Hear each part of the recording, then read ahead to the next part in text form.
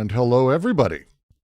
I hope all of you are well, and welcome to the Quarantine Collective's ongoing reading of Nietzsche and the Vicious Circle from Pierre Klossowski. Good God, we've got a lot to try to get through today. I'm going to try to get through all 4 fragments today. This is not a minor section. It's going to be interesting to get through, and I'm not actually sure how I'm going to talk through it, except to sort of let Klossowski do a lot of the explaining himself. We're not going to spend as much time on the pieces from Nachlass as we could, because, again, this is kind of what Klossowski's thing is about. And so we're going to let that be the thing. That's going to be the thing we're trying to do today. And that's more my focus. If you have a disagreement or you want to actually focus on any bit, don't hesitate to be like, okay, hey, jump a little bit longer. What did this mean? Don't hesitate to say so. I'm very open to freezing a bit and spinning a little bit slow down. But for those who are able to see, which is, I think, everyone, the 4 fragments section starts here. We're going to make it through. This is all Klossowski's writing to here. But then this is the first fragment, which is a fragment from Nachlass, second fragment from Nachlass, third fragment from Nachlass, and fourth fragment from Nachlass, followed by a larger piece on the will to power that Nietzsche himself is writing that then Klossowski builds back into. So this is, there's a lot to try to cover today. The opening part here, I think we're going to spend a little bit more time on, but this is a beast. This is a beast of a read. And again, don't hesitate to say, hey, I don't get this if you don't, because you shouldn't. This is Nietzsche stuff people don't read flatly. It's from the fragments, the Nachlass. It's Klossowski doing it, so it's naturally making everything Nietzsche wrote more complicated than it necessarily could be the first time you read it. And I'm certainly no scholar. So this will be fun. This will be fun. But as always, don't hesitate to jump in and say, hey, Brooks, slow the fuck down. But with that, I guess I'll explain a bit. We're about to go through Klossowski's setup before we head into the 4 fragments themselves. This is a meta commentary that is talking about the stakes of the doctrine that Nietzsche is building in order to try to, for Nietzsche's side, to try to bring out and generate a scientific explanation of what he experienced at Silmarie. There is a lot of issues with him doing that, which we'll be going through. Nietzsche himself recognizes that, as you'll see. The idea of transposing the intensity of his experience, intensity, the impulsive side, the bodily experience of the Silmarie event, and the analysis of the highest mood, the Stimmung that he experienced, the mode of mood that he had, into a sociological or cosmological doctrine is what we're going to be going through. 4 fragments to do this, and Klossowski spends his time sort of, I don't want to say picking it apart, but he's got a lot of very, very valuable points on all of this. So off we go. 4 fragments. The first fragment no doubt presents one of the most wide-ranging projects in which Nietzsche tried to integrate his own experience of the return into a universal and historical system. The schematic indications of the preamble, and at the bottom here is one of his footnotes we'll come back to. The schematic indications of the preamble, in which he reverses the traditional perspectives and moves of philosophy and science, define his position on almost every fundamental point. The most characteristic one is his proposal to substitute for sociology his notion of formations of sovereignty. This fragment, and in particular his idea that the supreme degree of spiritualization would correspond to the high point of energy or the lowest point of disorganization, will serve as our point of reference as we follow Nietzsche through his various attempts to develop his doctrine. This is going to be a lot. This is going to be a lot.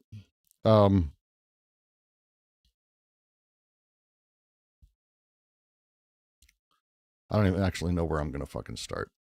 Um,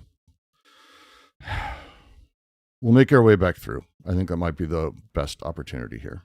So, line by line as we do. The first fragments no doubt presents one of the most wide-ranging projects in which Nietzsche tried to integrate his own experience of return into a universal and historical system. Nietzsche trying to systematize what he experienced and explain it and build out kind of all these things. Core point. That's it. I don't really want to think there's a. That's it.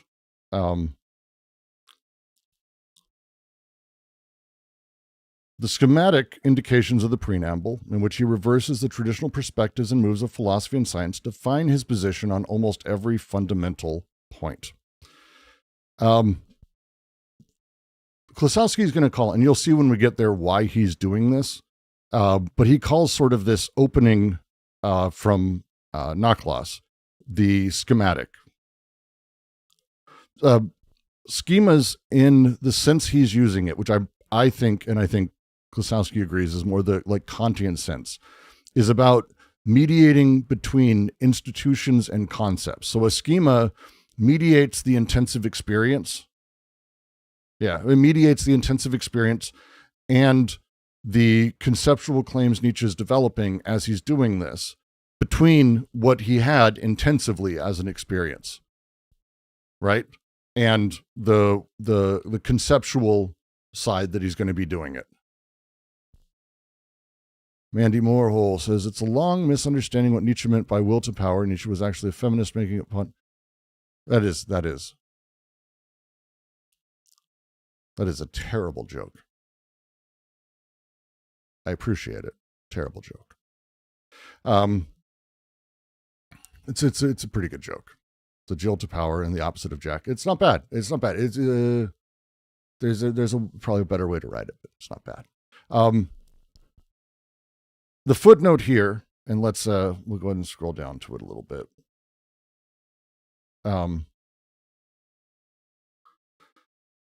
So I don't even know if I want to get into like who this is. Klossowski is sort of raising up front the way that interpretations or translations editorially reconstruct things, especially from fragments. Because these are all the Nachlass. Klossowski is working through partly the Schlechter's setup, which is about arranging the Nachlass in a very different sequence. Again, these are fragments, so think of them as puzzle pieces that don't have places necessarily they fit. So you're kind of able to move them as you do, depending on your overall setup. The footnote says, in fact, according to the final reading established by Collin and Montanari, the 5 paragraphs form a separate fragment, but this fragment figures in the same series as the one that begins with God as the moment of culmination. This latter fragment, nonetheless, is preceded by a fragment that begins excess force. We'll probably come back to this point, but it's about how this first fragment is itself a sort of problem from how Klossowski's using it. Is there a doctrine that is being shown coherently here, fundamentally, or is it how the materials were assembled in this order? It's kind of actually a really interesting point that is worth dwelling on if you're really, really into Nietzsche, but I don't think I care that much. I actually don't think I care, but I do want to go over the footnote because why not? If you want to get into it, we'll bring this back up when we get back through. So we'll continue then. The second fragment, which is presented as a variant of the first, takes up the term God and uses it an expression equivalent to the maximum of energy within the historical framework of an epoch. So frustrating.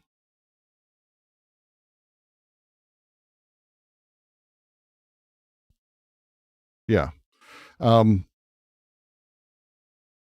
the second fragment, as it's setting out, whereas the first is really focused on sort of this doctrinal switch. The fragment itself for the first one is about this maximization of spiritualization that is convertible into disorganization. This is a paradox that Klossowski is going to be touching on. But the second one, because we'll be getting into it, I'm not going to preset all of this stuff. But the second one, as I read it, is introducing sort of the problem that Nietzsche will come back to. More or less, Klossowski is setting up all of these fragments and sort of laying down the work so we can follow what error he is going to be attacking in it as he exploits and moves on and builds from it. He's talking here about how Nietzsche is going to be historicizing a momentary God moment. Again, takes up the term God, uses an expression to the equivalent of maximum energy. Nietzsche will try to rethink the return in the second fragment as a structure that is operant within history. That it's not just cosmological as a constant that's always there, but instead a contingent historical expression. Yeah, more or less. You'll see when we get through it. This is a lot of prefiguring. It's a lot of prefiguring. And I know it's not fun to have someone read through this for you. This is going to be a lot, though. The third and fourth fragments establish an equivalence between the behavior of energy and the will to power.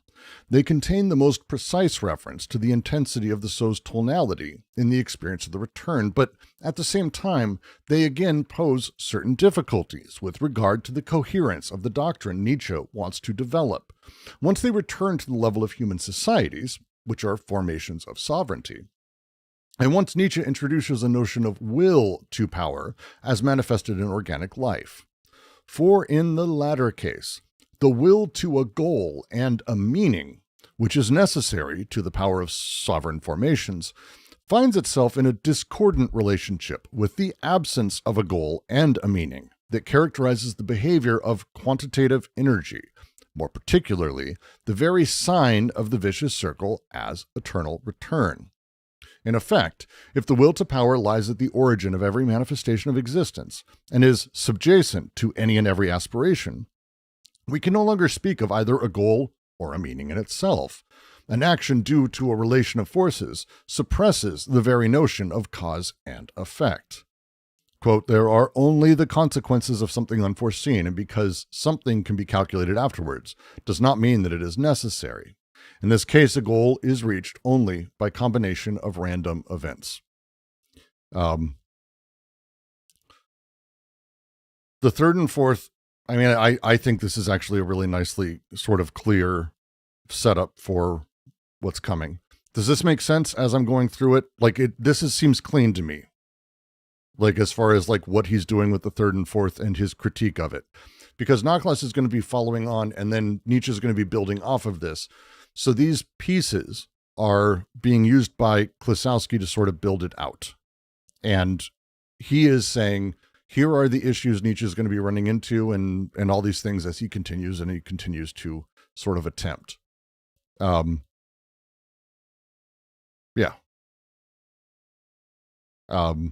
The idea of this last one is that cause and effect don't really work. So if you're going to be having this will to power, will to a goal, we end up becoming something that is almost contradictory within Nietzsche's own works, generally speaking.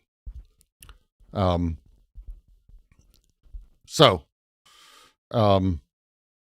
are the four fragments as Klossowski's laying them out.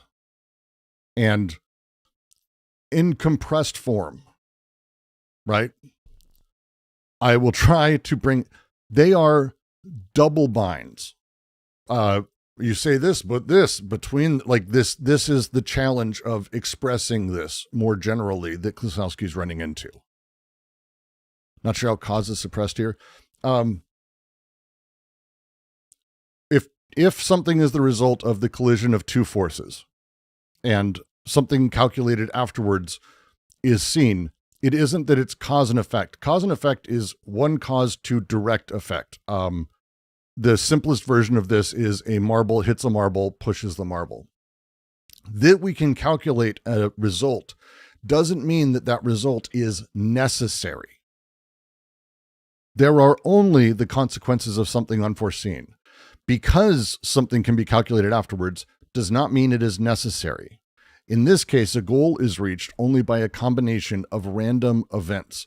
I should be screen sharing the text on Discord. You should be able to see it. You might have to click on share stream or whatever, but I am streaming the text on Discord visually.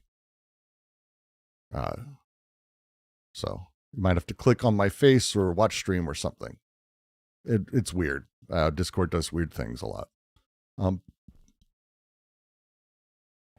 That's how I would sort of phrase that, though, Anton. For Nietzsche, cause and effect is one of those things that we use as a shorthand to understand the world, but fundamentally doesn't have like a reality. I would say this is in line with, if you watched my Stoic video today, this is in line with that it's useful to have conversations about something hitting another thing, but there's no moment that that thing exists. It's only a vector as we sort of have that conversation. So for cause and effect, as Nietzsche says, what is the cause and effect of a push? I push you over. Why do you get pushed? That doesn't really work that way. It's a conflagration of forces and things that come together that we can measure as an output. And it is somewhat predictable, but it doesn't mean it's necessary. Necessary is that only this outcome. And it isn't. That's kind of a big thing. So the things he's going to be bringing up, there's kind of 5 steps to this. And just be watching as we do this as we go, because there's going to be a lot said.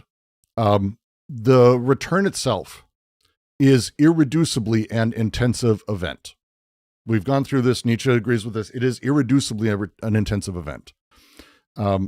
However, it is a thing that is experienced, and Nietzsche experienced it. And Nietzsche really wants to be able to articulate it, which makes sense. So his attempt here is to articulate it as a doctrine with cosmological, biological, and sociological scopes. Those are the 3 I see in this. If there are more, please let me know, because I would love to dig into that as a thing. The cosmological register, the first one, is the idea of how the quantitative energy or the relations of force, like the laws of the cosmos, the cosmological forces of things, all of that it negates goal and meaning fundamentally. The biological and sociological register, which is going to be the 3rd and 4th really, is about like organic life and formations of sovereignty. Those are the phrasing you're going to kind of hear him say. Those 2 actually require goals and meaning in order to happen. Sovereignty, absolutely. Biology, you need to eat. Like there are goals, there are things that sort of are developed. So the will to power within both registers is constitutively equivocant. Equivocant? That's not a word, Brooks. Equivocal. Equivocal. It equivocates in all these. So the preamble here is intended to sort of set up all of this equivocation that Nietzsche is making in the fragments, instead of assuming they are a coherent doctrine. The thing we're doing again, and it's the Klossowskian operation, is always, always, always diagnosis. It's not reconciliatory. It's not trying to, it is diagnosis. We're talking about Nietzsche. We're talking about his existence. We're going through his physicality, his writing, all mental states, all of those things as a diagnosis. Cool? All right.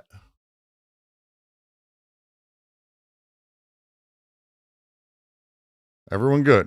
All right. I'm hoping so. Because, yeah. This conception of the will to power that does not seek to preserve its level, but can only increase or decrease, is the analog of an energy that cannot tolerate the state of equilibrium.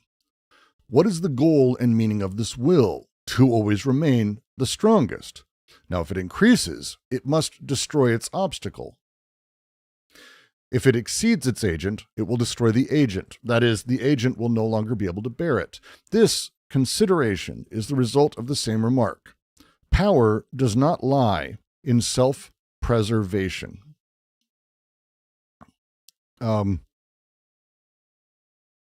This is a lot of presetting up. Presetting things up for this. I really like this thing. The last line specifically. This is the anti-Darwinian, anti-Spinozist thesis. And Nietzsche's targeting things here, and Klossowski as well, but Spinoza's conatus, right? Conatus is a thing's perseverance in existence. A thing's existence will be comes with a tendency to like persevere, to try to exist. That's the conatus is in the essence of each thing, matched by sort of Darwin's struggle for existence, as Darwin talked about it, the way that we have a species level imperative of survival. A lot of people utilize this to sort of justify, oh, look, we have to procreate. That's why I love sex so much and I have to jerk off all the time. We're just human. Humans have to procreate. Like that is, it's propped up by the biological claim. And that biological claim itself doesn't really work as a thing. And Nietzsche's targeting that. Klossowski's targeting that. And Nietzsche attacks both. Beyond Good and Evil, he shits on absolutely both of these. And he was very hostile to Darwin. Even though there's a lot of places I think they found a lot of continuity of belief, I think there's very specific stuff of how Darwin talked about the tendency for evolution to build towards survival. Because it's not evolution. Nietzsche's not a creationist. Like he's not into young Earth or some dumb shit like that. It's about the interpretation of what evolution is or how it functions. It's about preservation. No, it's about expenditure. Maybe. That kind of conversation tends to be the sort of back and forth. And that's the line. Power does not lie in self-preservation. This point is in agreement, on the other hand, with the lived intensity of the experience of the eternal return, which casts the agent that experiences it outside of itself. But the entire paradox of the will to power, inasmuch as it would depend on the circular movement of energy, manifests itself as soon as Nietzsche believes he has uncovered it in organic life, and more particularly at the level of human societies. And then we get to the first fragment. The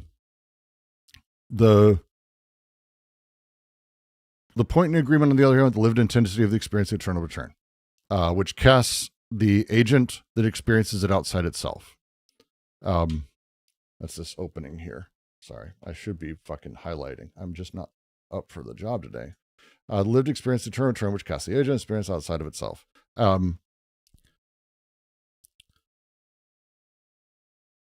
Klossowski is talking here about the bridge between the doctrine and experience, because that's the bridge Nietzsche's trying to build. He's trying to build doctrine from the experience, right?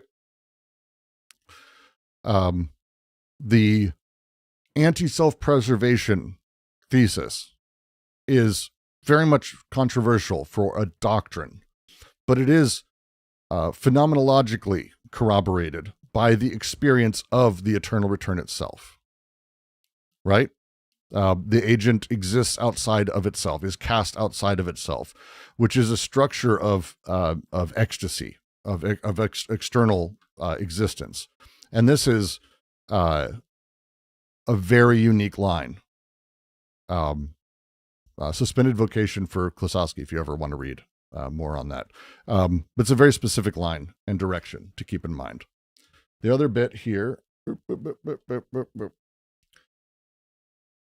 but the entire paradox of the will to power, inasmuch as it would depend on the circular movement of energy, manifests itself as soon as Nietzsche believes he has uncovered it in organic life, and more particularly at the level of human societies.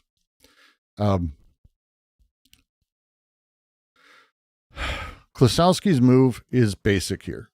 And I'm just reiterating it again because we're going to try to burn through a lot of the Knockless fragments without spending a lot of time hovering over them, because Klossowski will be doing a lot of that as a thing. Definitely. A paradox appears in the cosmic register alone. The entire paradox of the will to power, it depends on circumstance, blah, blah. The paradox seems to be cosmological, but it's only that when Nietzsche is transposing the doctrine into organic life in human society. If it was pure cosmology, the doctrine would have a consistency equal of physics. There's chance, there's not goals, there's disruption in equilibrium, like physics as it exists. There's no point to physics. That's not how it works. But the trouble begins the moment he begins this biological, sociological extension of it all. So we get to the first frame. The first fragment is very much focused. It was written fall 1887, a couple of years before Nietzsche finishes his writing, I think would be a nice way to put it. And this is a handful of notebook entries. This is what the Nautilus is. And as we saw earlier, there's a little bit of a there's choices made. This is editorial more than anything else. First fragment. Fundamental innovations. In place of moral values, purely naturalistic values, naturalization of morality. In place of sociology, a theory of the formations of sovereignty. In place of society, the culture complex as my chief interest as a whole relative to its parts. In place of epistemology, a perspective theory that of affects, to which belong a hierarchy of the affects transfigured, their superior order, their spirituality. In place of metaphysics and religion, the doctrine of the eternal return, this as a means of training and selection. You can kind of get that Nietzsche's will just say, swinging for the bleachers, baseball term, but he's really, really going for it here. He's trying to literally displace religion and metaphysics with a doctrine of the eternal return. It's, everyone's got their thing. But this is him sort of laying out how he's going to be building this doctrine. That's what all of this is Nietzsche's building a doctrine of the eternal return as he understands it that can stand in place of a lot of things. Are these the notebooks with the random line about umbrellas that Darren went on? I don't know if these are. Again, the fragments are, there's a lot of them. There's a lot of them. And there are reasons some of them are in order, and then others, there are reasons to put them in different orders. So it's going to be fun. It's going to be fun. It's going to be fun. But you can see the structure of this, the innovations of his doctrine that he's trying to build from the eternal return. In place of X, Y. In place of X, Y. In place of this, that. In place of this, that. This is what he's trying to displace all of these things. And we're going to end up going through all of these things sort of as a step. There's a very specific line here on the last one, and it's the footnote. There's a translation footnote that Smith puts in here I do want to mention. In place of metaphysics and religion, the doctrine of the eternal return, this as means of training and selection.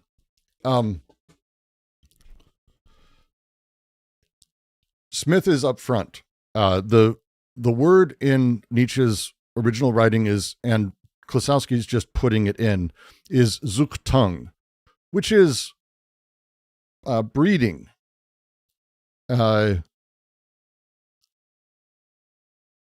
Klossowski's translated it to dressage. It's not a eugenicist take, which you could very much read from that, by the way. Can you guess with the word breeding? Klossowski's read it and translated the word as more training, preparation, breeding into someone. Again, the German word has a lot of different sort of meanings. Breeding post-1933 in Germany has a very specific meaning. Because if you didn't know, in the 30s in Germany, stuff changed a little bit. And so he couldn't anticipate how it would be used. But Zuchtung in the 19th century German, this is why I love Smith's translation, by the way, always. Züchtung in the 19th century German is ambiguous between husbandry and pedagogy teaching. It's a word that's kind of used for both. Rearing would be another way to put it. Like, you take care of, and you breed animals, but you raise them and you take care of them. That thing also is how people talked about children. Okay. So it's a setup. And Nietzsche uses it biologically sometimes, and there's times where you can't get around it, but absolutely it's, at this point, Klossowski's translating it certain ways. It's a term that kind of can't be super resolved, but Nietzsche's playing with the ambiguity here, and that's the note Smith has. So just to say, this as a means of training and selection, breeding and selection, teaching and selection, rearing and selection. And German is complicated to translate thanks to a couple of really angry guys in the mid-30s. Yeah, more or less. To continue. God as the moment of culmination, existence as eternal deifying and undeifying, but in that not a culminating point of value, but culminating points of power. Absolute exclusion of mechanism and matter, both are only expressions of lesser degrees, the most despiritualized form of affect, of will to power. Breeding and selection to know he was eugenicist? No. Smith's note is very clear about that. It's not breeding in that way. Again, welcome to how words have changed. It's a more animal husbandry than breeding, which is tough.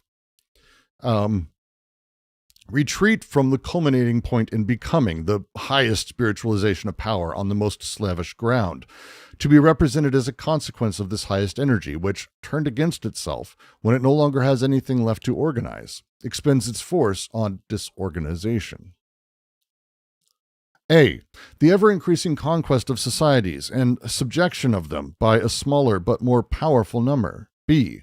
The ever-increasing conquest of the privileged and stronger, and the consequent rise of democracy and ultimately anarchy of the elements.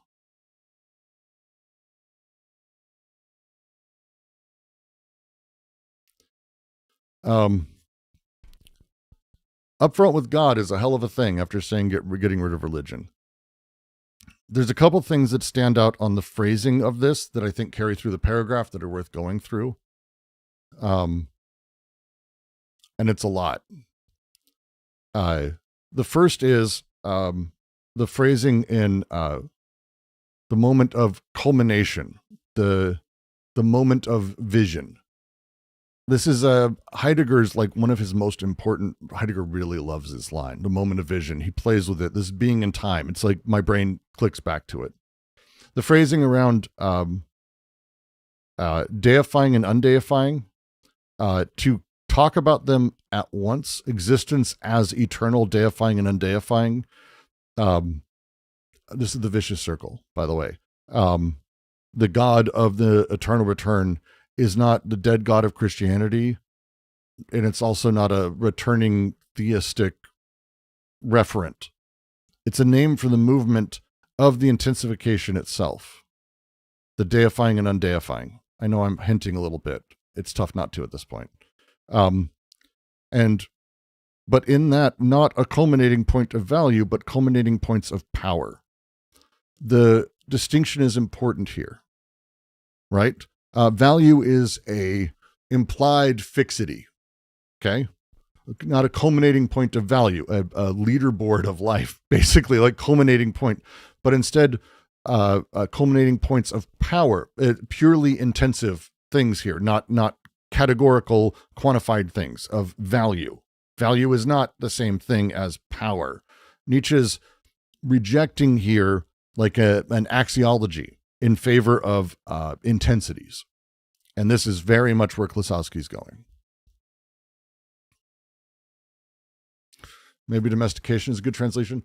No, training is what I'm going to go with Smith here. Smith is going with training because, again, you have to remember, we're reading Klossowski's version of it. Okay? The original word was breeding. But again, the time, place of it, as it's set up, the phrase, all of it, Klossowski has translated it very specifically. Okay? He has changed it from being what it was to a different thing because his point is different and he's working fundamentally differently. Klossowski changed it. We're going with what Klossowski's doing, dressage, which, by the way, has also those same connotations.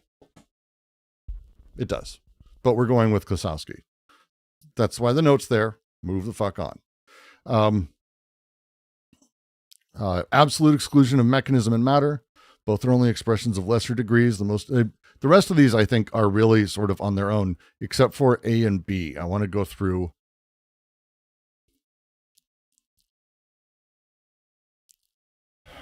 The compressed prose of Nietzsche is so fucking wild. Retreat from the culminating point in becoming, the highest spiritualization of power on the most lavish ground, to be represented as a consequence of this higher energy, which, turning against itself when it no longer has anything left to organize, expends its force on disorganization, followed by A and B. Peak spiritualization arises on, not despite being the most slavish ground, the slavish substrate, the whatever it is, the base layer of things. It is not despite that. It's from that. It arises on that. And this peak is not autonomous. This is not something that exists unconditioned. It is conditioned. It arises from, and it is the very base it appears to transcend. It is the thing. The peak is parasitic on the base it has organized. The culminated point becoming is parasitic on the slavish substrate. This is really an interesting phrasing. We'll get to it. I think it's interesting phrasing. And then this energy, which, turning against itself when it no longer has anything left to organize, expends its force on disorganization. Power's exhaustion of the field that has organized forces. It's organized force field. That sounds terrible. I don't like that wording, Brooks. Don't say it like that. But it is a field of forces, not a force field. That's terrible. It's a field of forces. That's better. Yeah. So power's used up as it does this organization process, right? And as it's got nothing left to do, it turns against the organization itself. It expends itself into disorganization.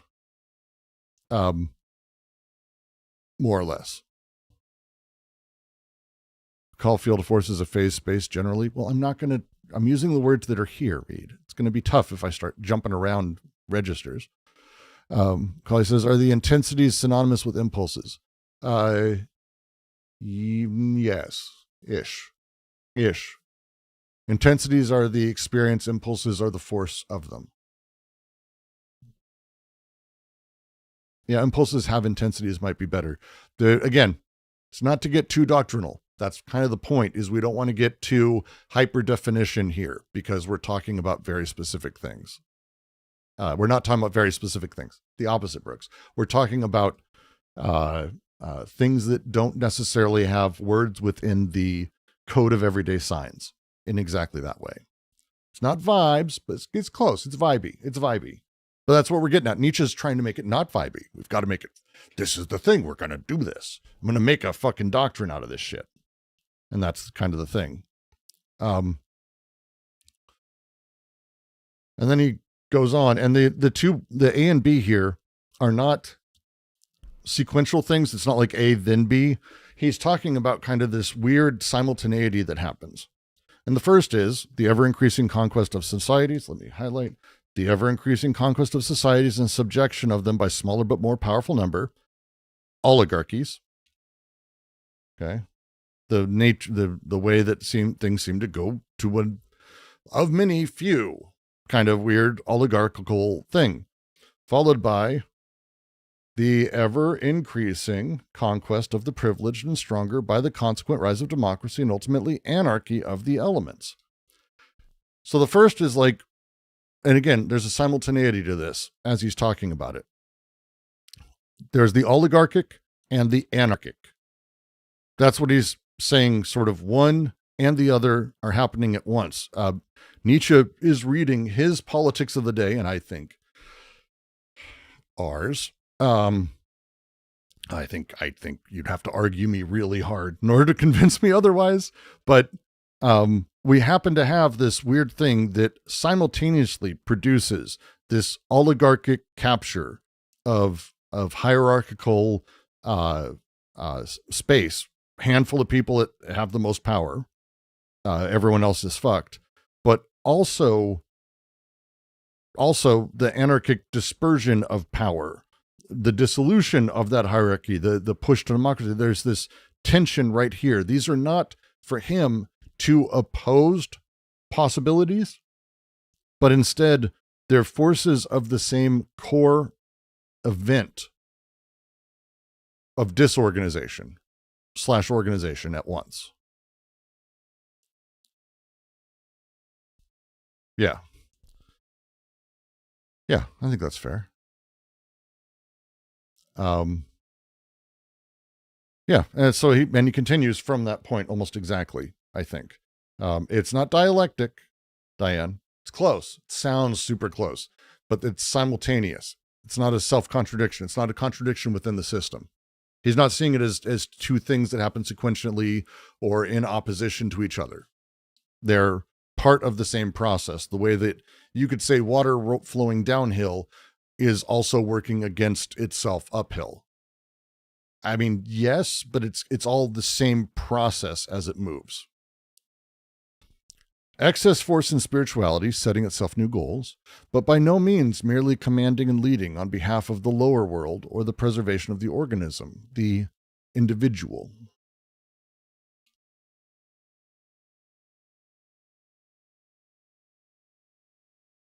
By no means merely commanding and leading on behalf of the lower world. Yeah, it's the notes are so, it's reading fragments is tough. The reading of Nautilus, I highly recommend reading fragments. They're really, again, if you don't presume that the right order is there, they really have a lot of this, like he jotting down a note, and it really drives thought. But there's excess force in spirituality, setting itself new goals, but by no means merely commanding and leading on behalf of a lower world or the preservation of the organism, the individual. We are more than individuals. We are the whole chain as well, with the tasks of all the futures of that chain. This is, Klossowski is going to be really playing with this sentence. This feels like, I forgot, this is absolutely the rest of the book. This is super important. And you might recognize it already as he's talked about how the eternal return operates and how, one experiences all of it and that knows that it's all there ever will be and that they will return, but then they allow it to end knowing that it will come back on its own. And re-willing the eternal return really isn't a thing. And this is the individual outside of things. This is the ontological chain that is going to be sort of played through all of this. The we is not here. We are more than individuals. This is not the psychological self that he's talking about, but a series of individualities and individuations that the eternal return exists to make us pass through. So the experience of the return, if you remember, reveals that what calls itself I, that thing that calls itself I, is a configuration that is transient and changing and ephemeral. But it exists in a chain of singular cases that extends through past and future, all futures of that chain.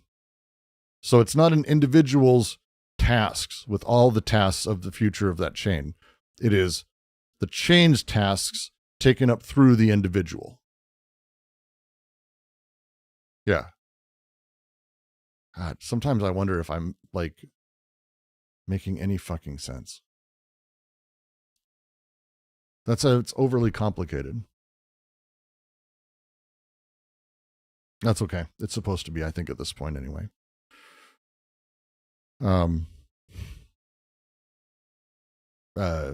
the way, if you're in our anti-Oedipus reading, body without organs. Just mentioning. This is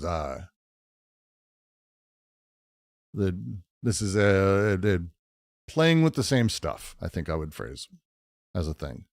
Also Simondon, by the way. Individuation in light of notions, form of information. This would be that. If you're into Simondon, we have a lovely reading of it. I highly suggest if you want to jump over to it. Second fragment.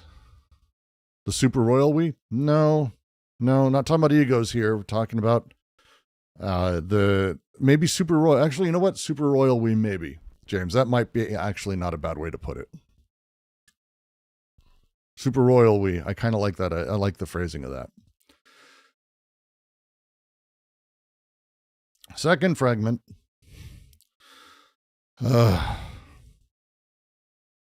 Fall 1887-2, by the way.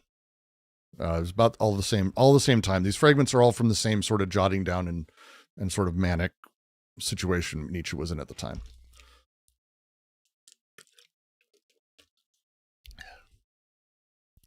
The sole way of maintaining a meaning for the concept God would be God not as the driving force, but God as a maximal state, as an epoch, a point in the evolution of the will to power, by means of which further evolution, just as much as previous evolution up to him, could be explained. He's pulling from Stoics here. This is a Bataille. There's a whole bunch of people he's pulling from here, but this is like really nicely said as a thing, I think. Regarded mechanistically, the energy of the totality of being remains constant. Regarded economically, it rises to a high point and sinks down again in an eternal circle.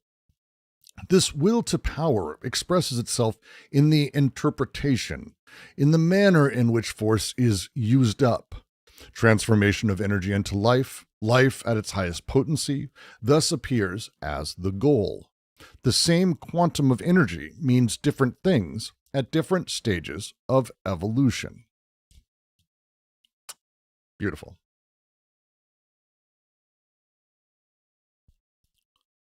Beautiful. Everyone following? Like, these are really solid. This is like really good Nietzsche, but on its own, again, chasing through very specific stuff. I think you should be generally able to follow that. But this is Bataille's General Economy. By the way, if you ever read Bataille's book on Nietzsche, that's the title of it also. Also, it's on Nietzsche because it's called On Nietzsche. I hate saying that out loud every time. So be like, "Oh, what's the book on Nietzsche?" So it's called On Nietzsche. Yeah, this is good. I like it. That which constitutes vigor in life is an ever more thrifty and more far-seeing economy. Let me re-say that because it's particular. That which constitutes vigor in life is an ever more thrifty and more far-seeing economy, which achieves more and more with less and less force. As an ideal, the principle of the smallest expenditure. I mean, this is so many different thinkers, but Nietzsche is playing with the economic register here specifically. And he's using it in a doctrine that is supposed to refuse conservation. So just keep that in mind as we go, just as a note. That the world is not striving toward a stable condition is the only thing that has been proved. Consequently, one must conceive its climactic condition in such a way that it is not a condition of equilibrium. Zarathustra screaming through here, by the way. The absolute necessity of smaller events occurring in the course of one world, as in all others, is in eternity not a determinism of ruling events, but merely the expression of the fact that the impossible is not possible, that a certain force cannot be anything other than this certain force, that it can react to a quantum of resisting force only according to the measure of its strength. Event and necessary event is a tautology. Okay. This is actually probably going to be a thing to break down. This is going to be a thing to break down. The absolute necessity of similar events occurring in the course of the one world, as in all others, is in eternity not a determinism ruling events. Determinism doesn't merely rule events, but merely the expression of the fact that the impossible is not possible, that a certain force cannot be anything other than this certain force, that it can react to a quantum of resisting force, only according to the measure of its strength. Event and necessary event is a tautology.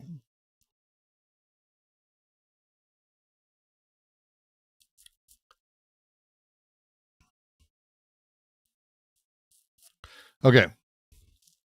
As I'm understanding this, the core argument Nietzsche is making here, and this is actually really a lot. That's why it's worth going through. I'm going to have to reread it again probably in a second. There is no transcendent necessity that rules events from outside of them.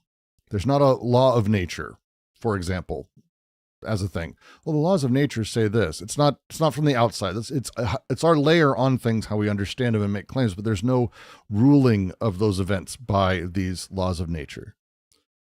That there are similar events that recur is not because of some law that demands it. It is, as he's saying here, and it's an interesting phrasing, it is the expression of the fact, this is probably the line that's most important for the rest of the book too. It is merely the expression of the fact that the impossible is not possible. A certain force can't be anything other than this force. Its identity within a modality, more or less, is what he's arguing here. That within a modality, that identity exists. This force cannot be anything other than that force.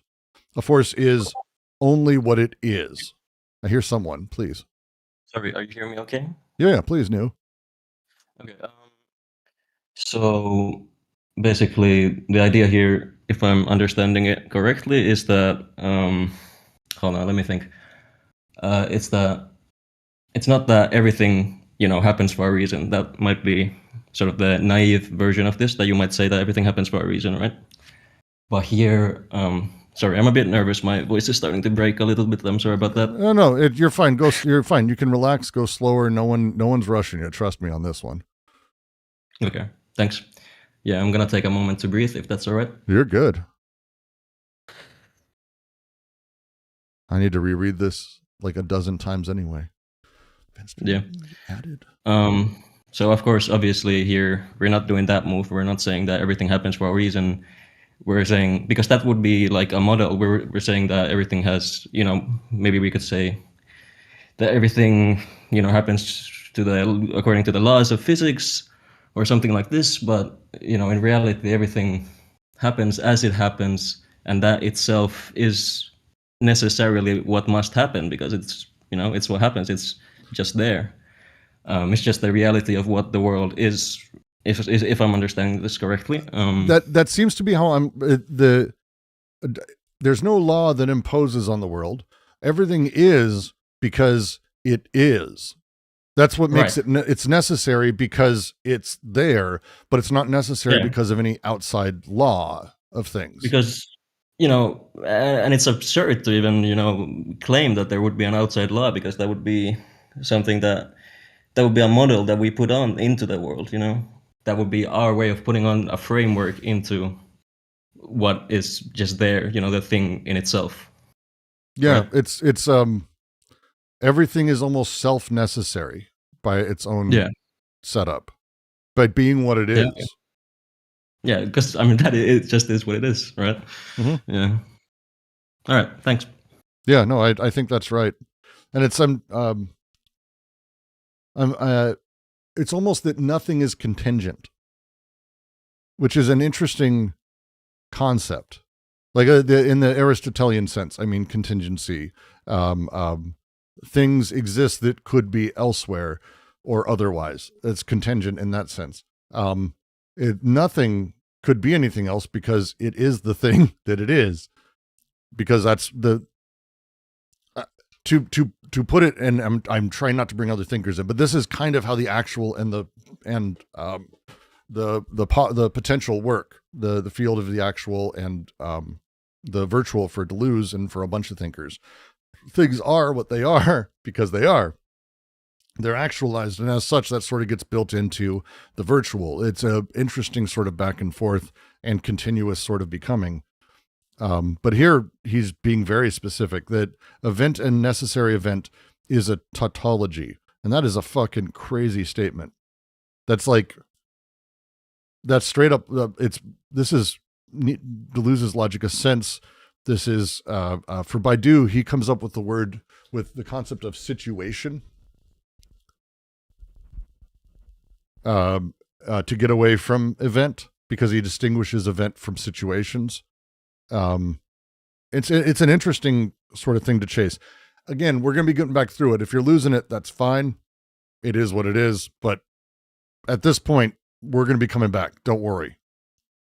Don't worry. These are fragments Klossowski's bringing forward for later analysis. Don't worry. Please, I heard someone, JK. Yeah, hi. So if there's not a law of nature or any kind of,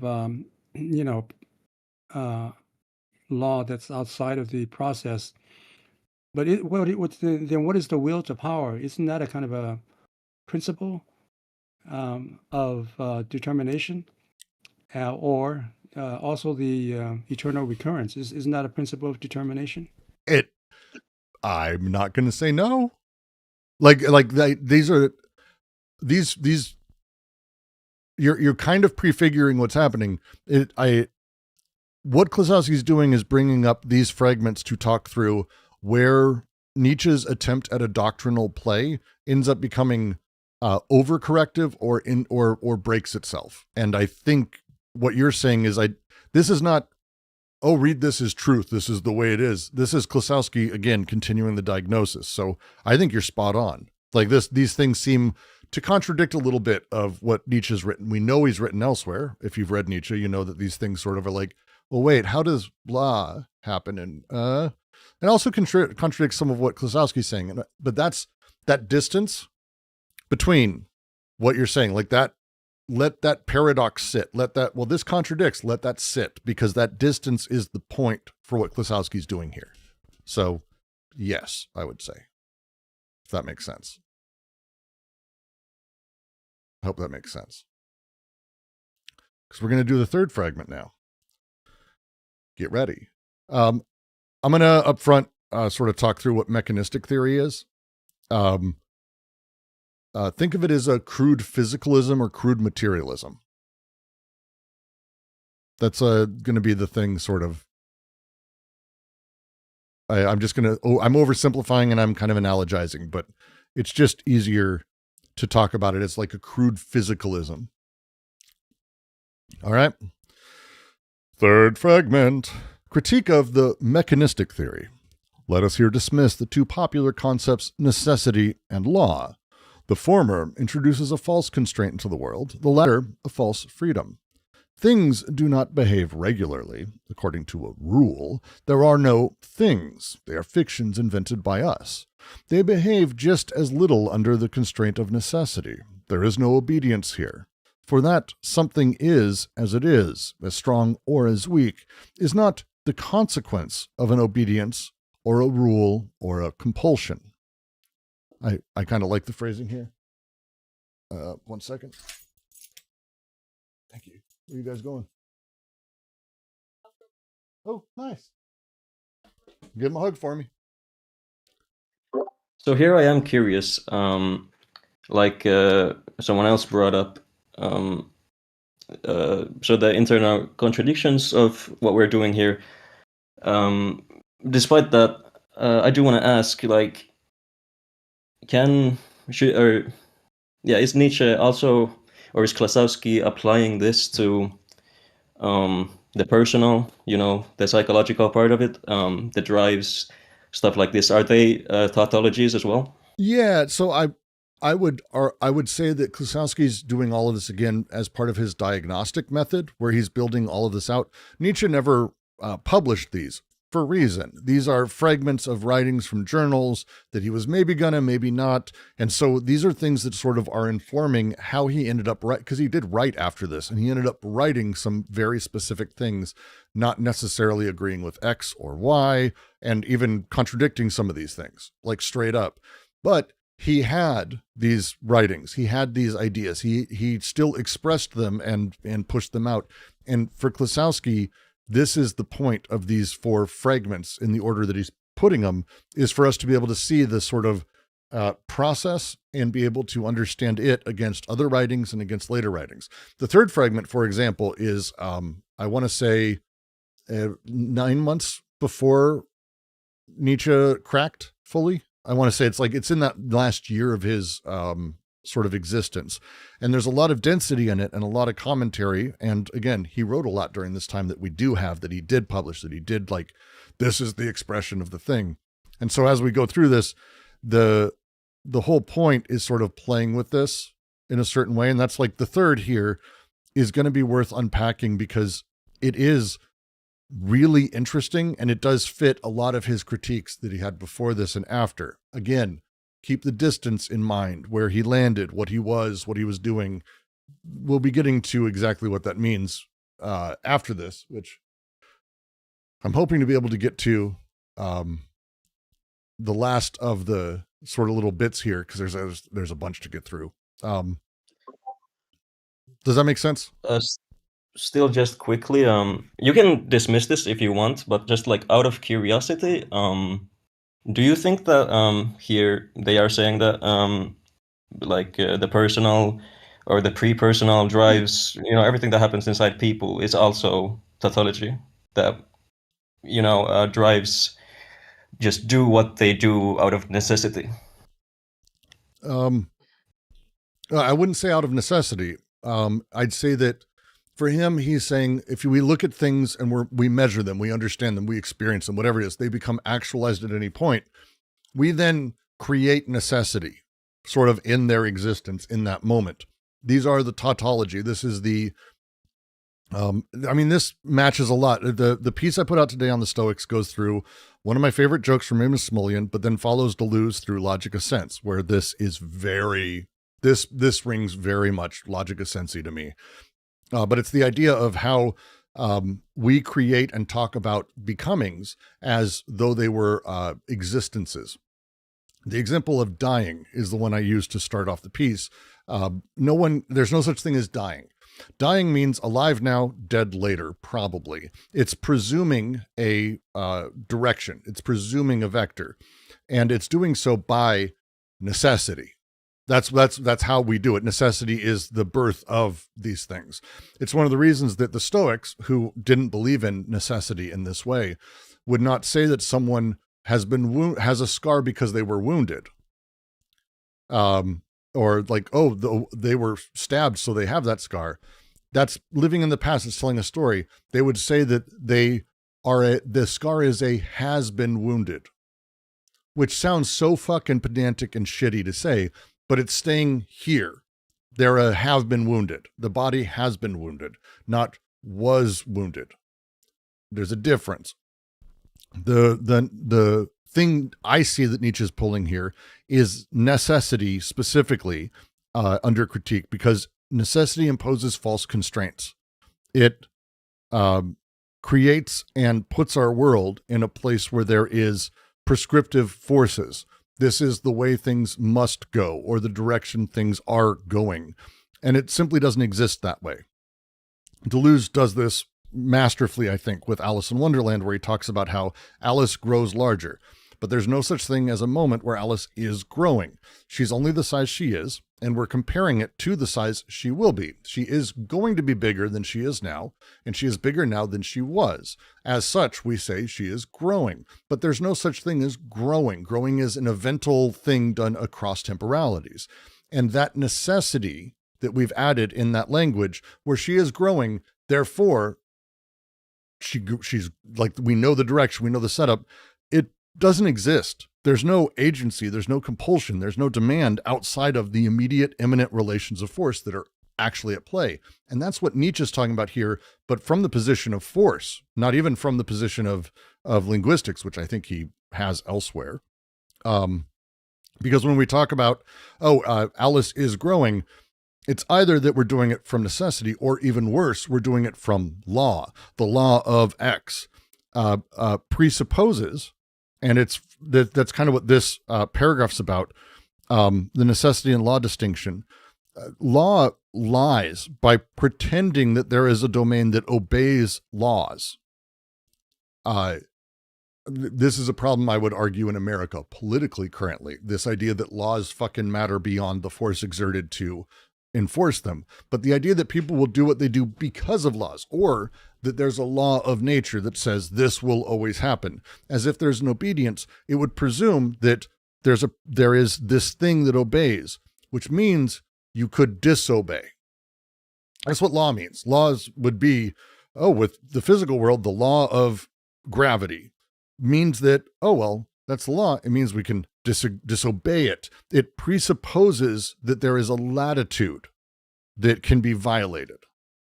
And that's what he's talking about here. The weird idea of natural law smuggles all this in. And both of these things are anthropomorphic projections into the world.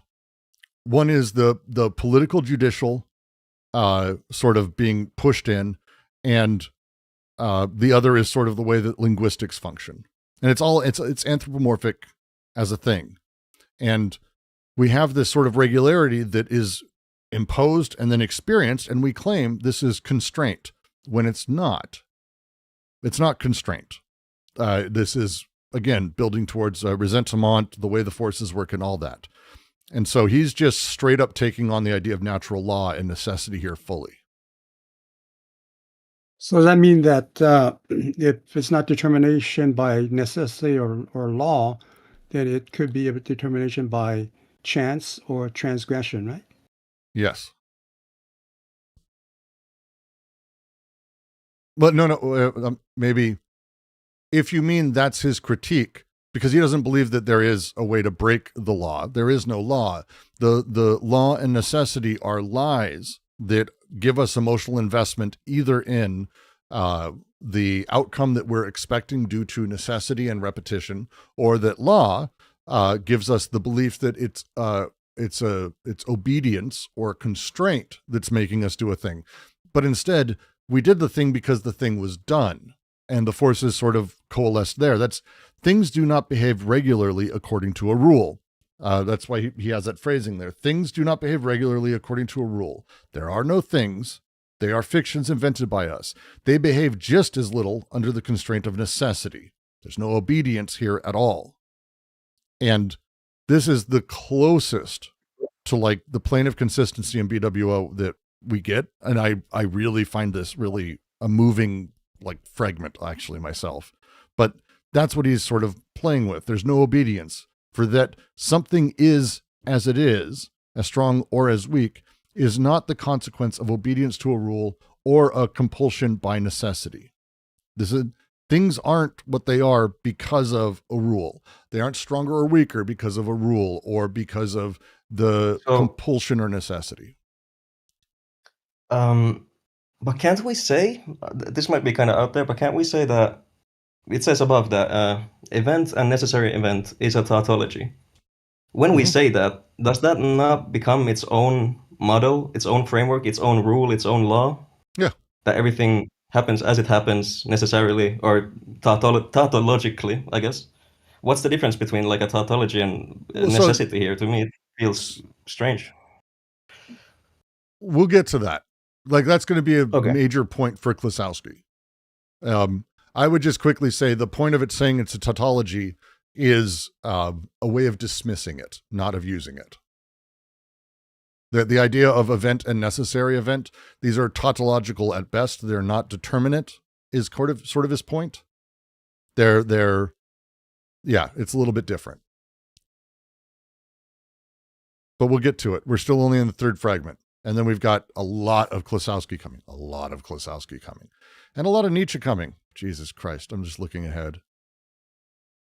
Got a bunch on the will to power and causality, so that'll be fun too. Like, there's technically 5 fragments. He says 4, but then he brings in another one. So it's like, great, thanks. I'm going to try to get through all of them today. Let's do it. Let's just try to get through all 5 of those today, because then the rest is just Klossowski in force, and it's great. Yeah, we'll do that. Second paragraph here. The degree of resistance, the degree of superior power.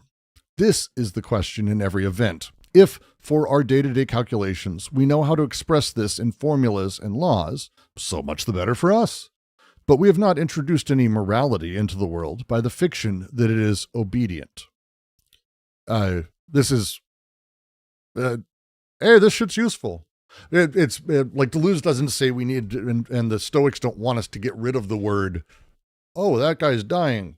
Oh, you fool. Like, they wouldn't stand there, you fool. I'm not going to help this man until I correct you. It's these words are useful. They drive emotion. The problem is that they drive emotion. So understanding how they work, understand how these things function is kind of the point. And he's like, hey, if for our day-to-day calculations, we know how to express resistance and degrees of power, cool. That's great. That's useful. And we can. I'm literally using a lot of that right now in order to talk through a computer to all of you. These things are great. So much better for us. But don't pretend that we have created an obedient world or a fiction around it that is anything other than our momentary understanding of these things. That things are calculable doesn't mean that they come by necessity. They still are what they are.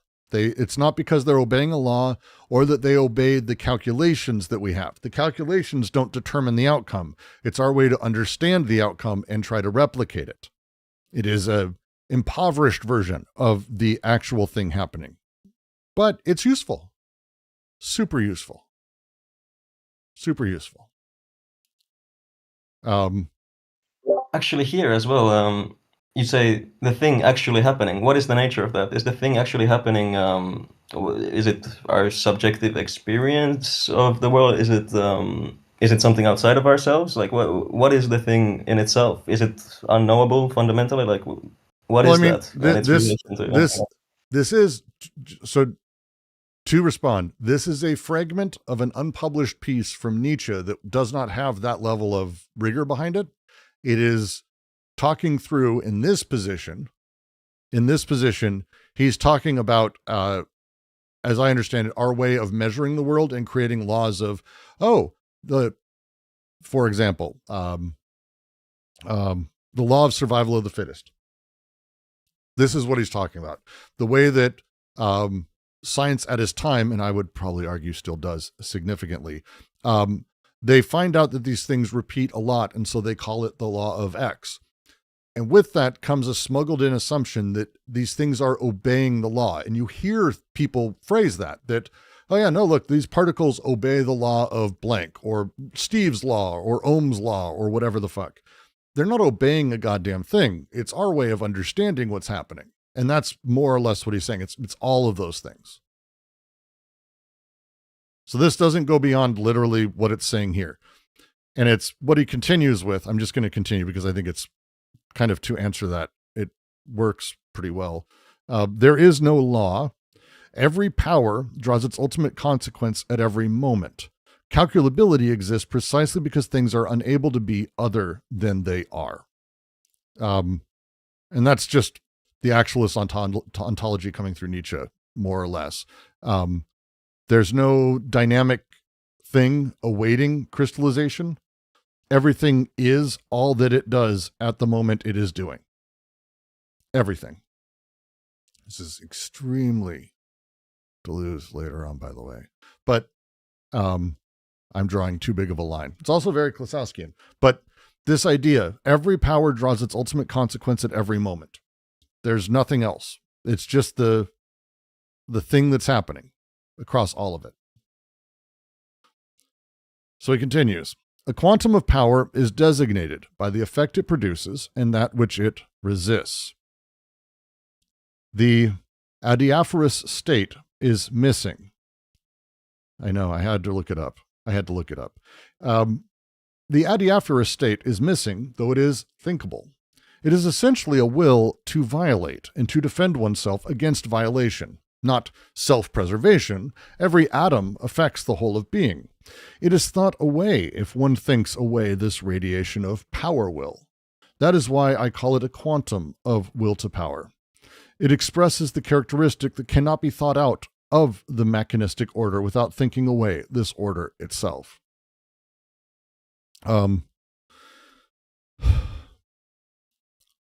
Adiaphorous state is missing. Adiaphorous state is indifferent. That's the best way to sort of talk about it. This is Stoicism as a thing. Adiaphora are things that can't be affected. These are not virtues. This is reputation, health, wealth, skill. These aren't vices. These are neutral unaffecteds, indifferent things that are indifferent, neither good nor evil, bad nor whatever. Like health is whatever it is. It's not that health is good or bad. Sickness, by the way, same thing. No, sickness would be wrong. Sickness is bad. Health is the general state. Because he's using the phrase here in a really odd thing where he's talking about a way that power does not produce an effect or resist itself. That's not what power does. It is a state of neutrality or indifference. The state is missing despite the actual thing being thinkable. It's such a fucking weird phrase. How I understand this paragraph, is every state of power is non-indifferent. Every state of power is always different. It's always already engaged in production. The essential nature of power is a will to violate and defend oneself against violation. So power for Nietzsche, which I think matches his way he's thought about it, is fundamentally agonistic. It is always agonistic. There is no neutral area that power exists. Right? Does that make sense? So eternal return has to be countable? No, the eternal return can't be countable. That's the whole point. But we'll get to that. Don't worry. Yeah. Will to violate and defend oneself against violation. Not self-preservation. Every atom affects the whole of being. It is thought away if one thinks away the radiation of power will. If you eliminate power will, the mechanistic order collapses. Yes. It can't be thought without the will to power because an atom itself is a fiction that is abstracted from force radiation that is already the will to power.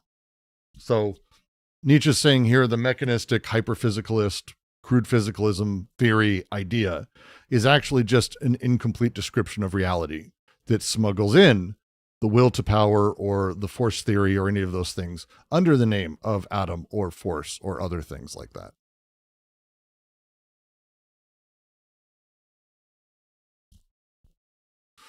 Why is eternal return not countable?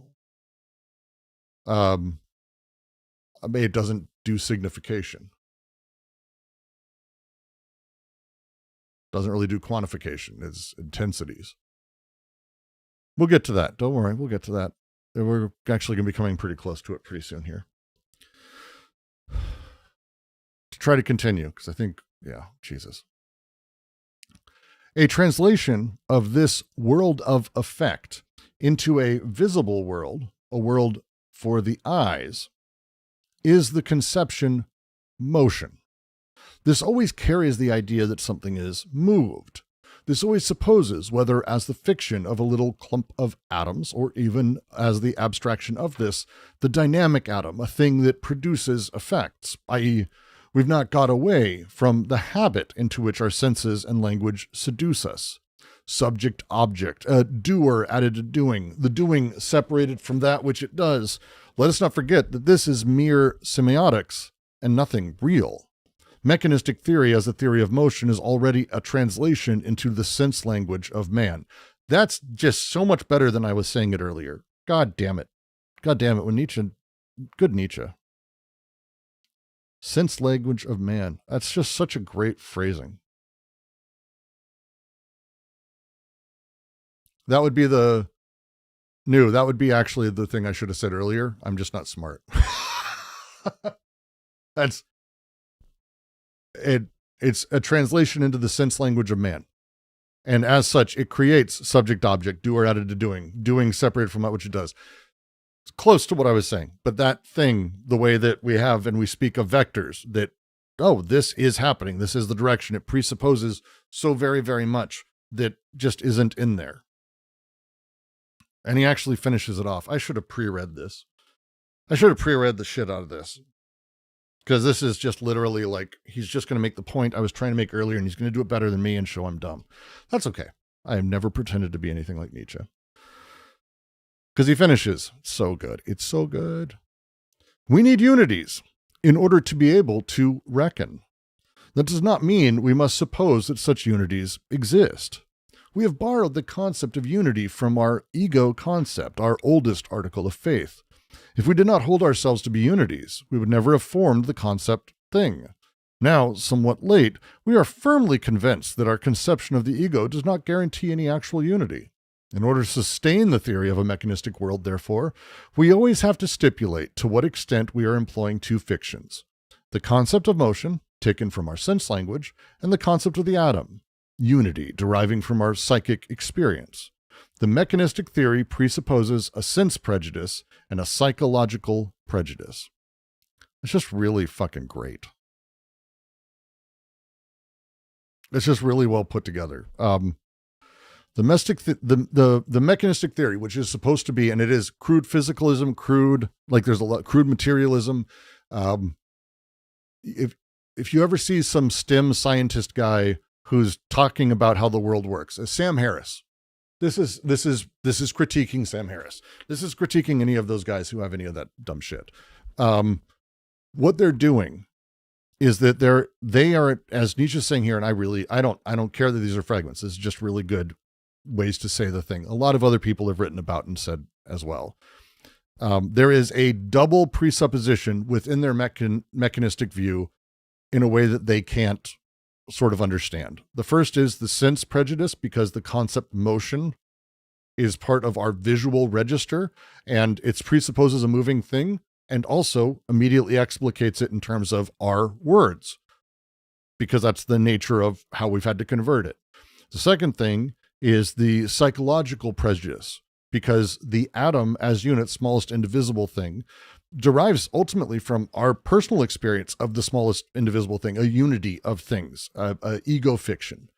And so mechanistic theory, far from being a demystification of religious or metaphysical, whatever you want to say, is actually continuation through other means by smuggling shit in. This is all neo-finalism as well. This is very Ruyere. This is like Ruyere fucking nails the shit out of so much of this. If you can read it, we have readings on the QC. One of the best readings. No one joins, by the way, which includes me, because it's at like 5 a.m. for me Sunday morning. Pass. I've got kids and a life.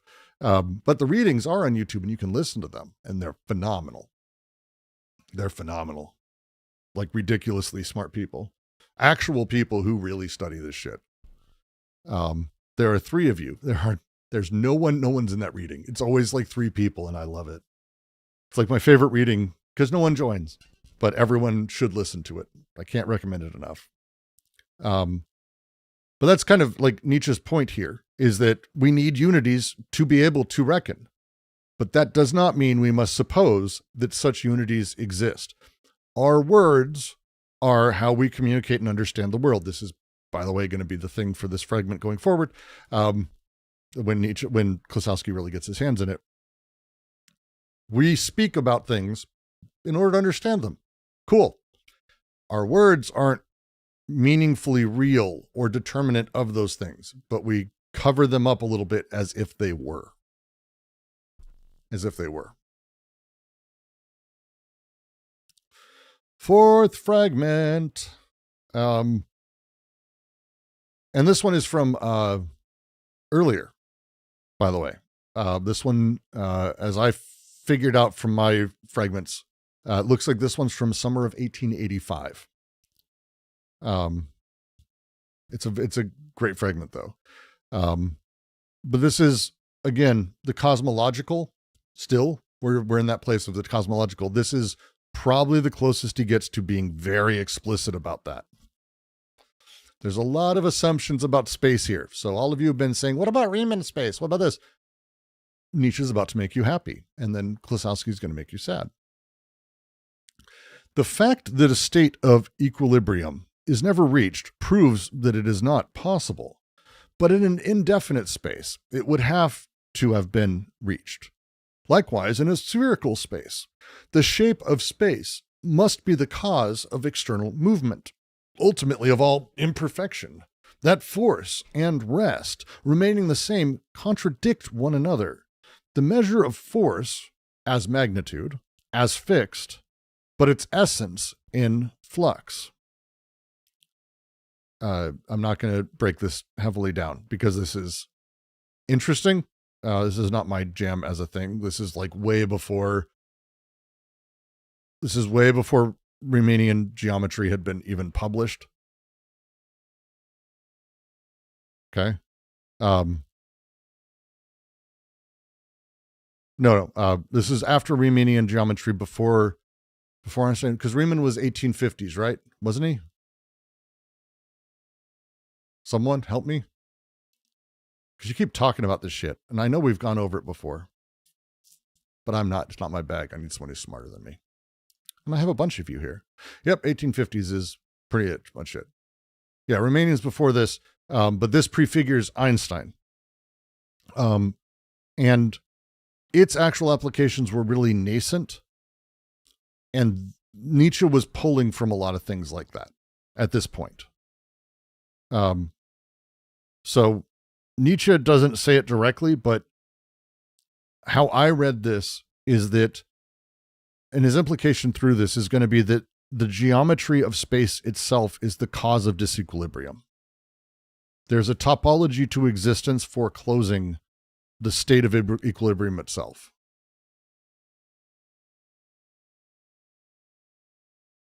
Yeah, I would say that. I think that's fair.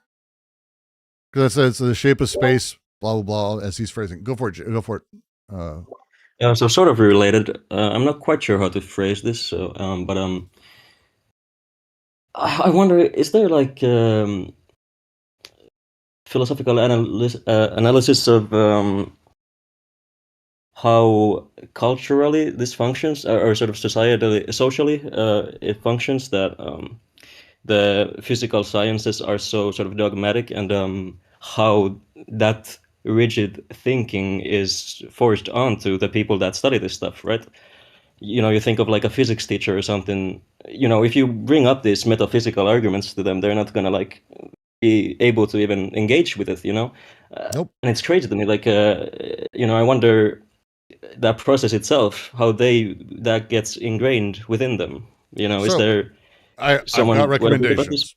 I've got recommendations for sure, because this is an area that I think is really fascinating, because the most, to just ramble for a moment, in What is Philosophy, Deleuze and Guattari, really Deleuze, but also Guattari, go after the idea of science, philosophy, and art being intangibly related. Often people confuse them or talk about how you can go from one to the other, or as if philosophy is in science or whatever. And Deleuze goes out of his way to really say, here is the difference between these three fields and what they build, that what they build are fundamentally different, and their process for building that is fundamentally different. I find it to be very enlightening, and I think a really good sort of way to consider it. I mention it because anything I say is intended to be in the same position Deleuze is in. He doesn't knock science as being less than philosophy or as being less than art or any of those things. They're fundamentally different ways of creating. One of the best writers on this, and maybe if I had to say probably the best, is going to be Bruno Latour. There's just no one who absolutely nails how science fundamentally sort of is built in a very particular way to have certain outcomes.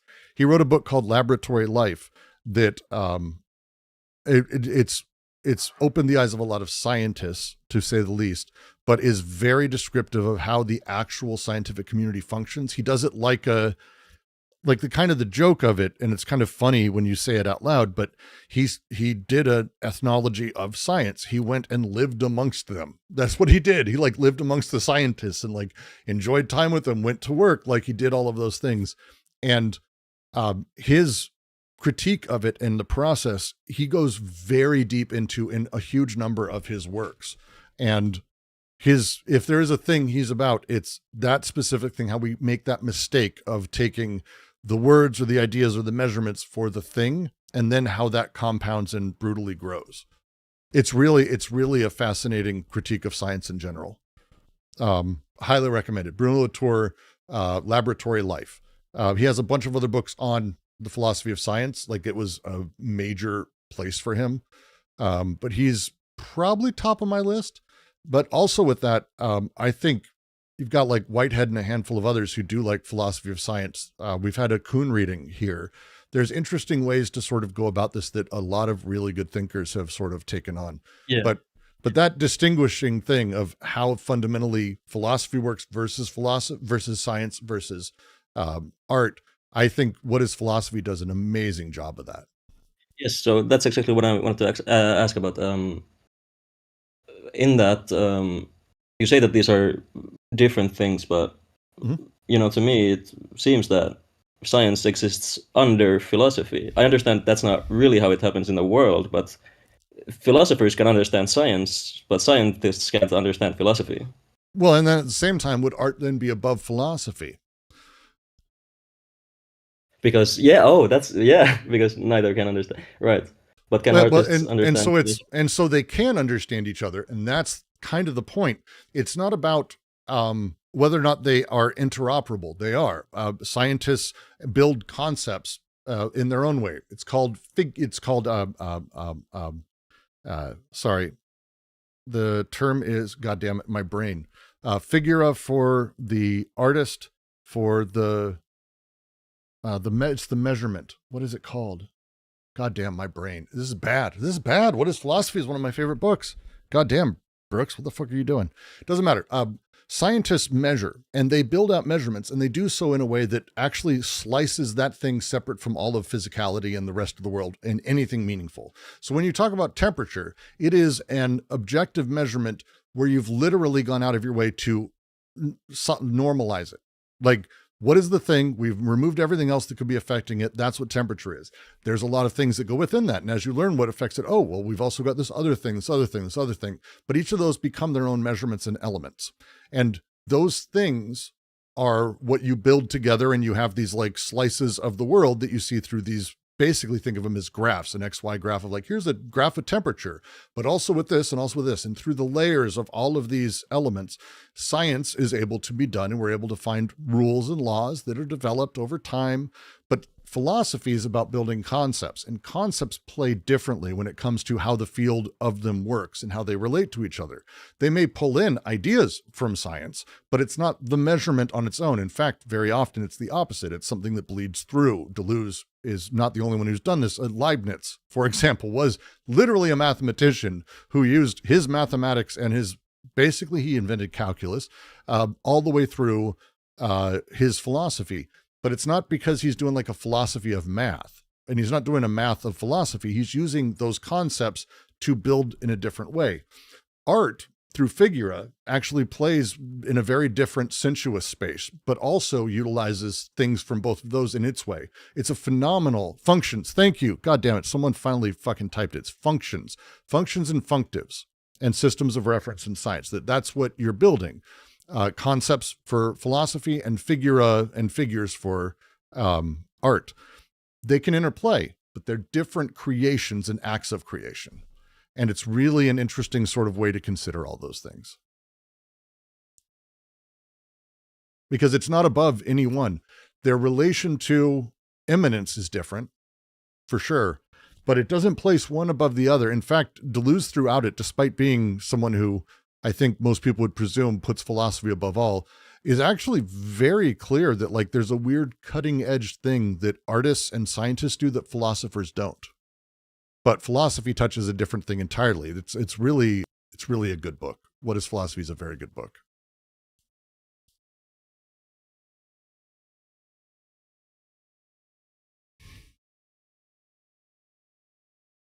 Cool. Yeah, Cosmic in chat is nailing a bunch of things. I can't recommend. What is Philosophy? I would say you can skip ahead if you're looking at like the science stuff. It stands very nicely on its own. He is building towards a big thing, but I think it stands on its own very nicely. He has other pieces on science because Deleuze was enamored with the other sort of parts of the world beyond philosophy and utilized them a lot, especially art.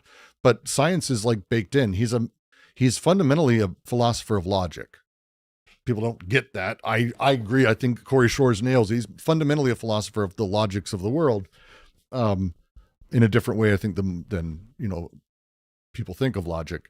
But I think that's what he's doing. And as such, like, what is the logic of science? And he kind of builds that out pretty nicely too. It's pretty cool.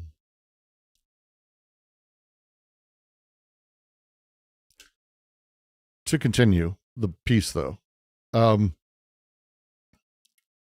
just want to go to the next ping because now I don't remember this paragraph. I don't have a lot of notes on this one. This is like he's going through and sort of stating a very, very sort of, I would say, hard science version of this. This is Nietzsche, hard science version, a few years after trying to build, again, this cosmological, here's the way it works, here's the math of it, the science of it, and with everything that was available to him at the day. You'll see. Logic before? It'll hurt me to read that aloud? Why? Oh, it's a tougher word, I guess. Timeless. To be rejected. At any precise moment of a force, the conditionality of a new distribution of all its forces is given. It cannot stand still. Change belongs to the essence, therefore also temporality. With this, however, the necessity of change has only been posited once more conceptually. Fuck me. Okay. Klossowski's got an explanatory paragraph we'll read in a second, but I kind of want to go through some very specific stuff in here. The absolute conditionality of a new distribution of all its forces is given. It cannot stand still. Every instant of all things, the configuration is always immediately and fully conditioned to redistribute itself. There's no such thing as inertia in the way that we have an understanding of Newton's force of inertia, right? Force is fundamentally transitional. And he says, with this, however, the necessity of change has only been posited once more conceptually. This is a bit of a falling back on itself. And we'll talk about what Klossowski says when we get to it. But this is like, even his account here, which is anti some shit he's critiquing, even that accounts of change as essential in order to reintroduce a concept of necessity, which, if you remember earlier, he shit on. Because necessity is tough. The change must occur. is similar to the opposite. Call it a law of change. That's what he's doing. It's similar to lawful shit he was just shitting on, right? So he sort of self-undermines. He's like amusing that he fucked up. It's like, oh, I've done this. But even that, shit. That's kind of his coming back on himself thing. So Klossowski says, in these passages on energy, which concern the structure of the world, there is no term that could not be immediately applied to the psychic state, that is, to the world of the impulses. Nor is there any term that thus applied could not define the psychic state in its relationship with an external event. This is so important. At a given moment of the accumulated force of the emotions, there is also the absolute condition of a new distribution, and hence a disruption of equilibrium. Nietzsche conceives of a universal economy whose effects he experiences in his own moods.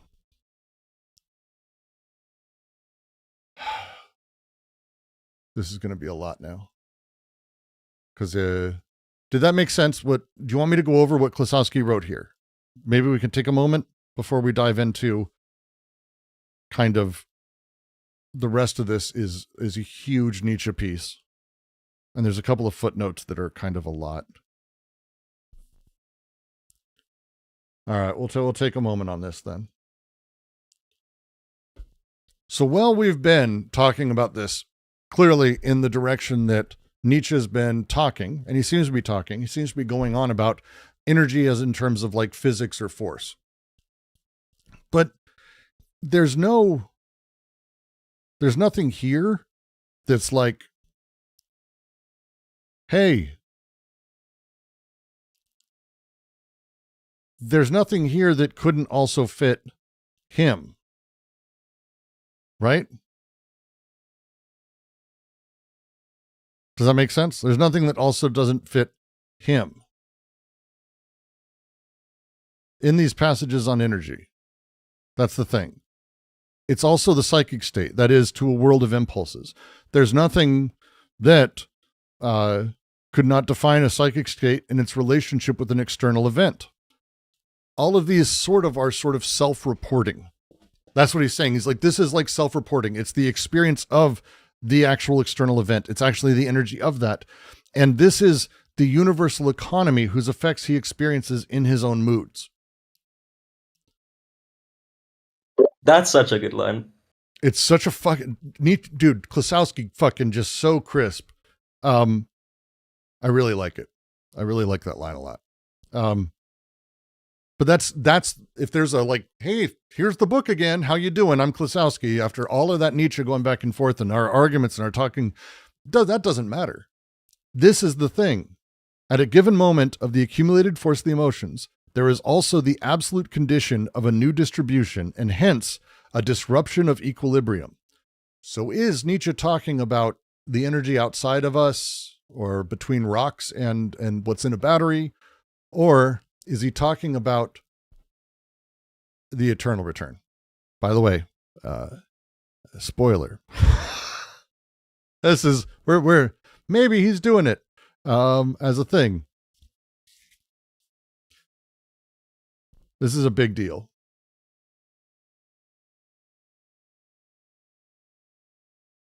This is a big deal. I really like this a lot.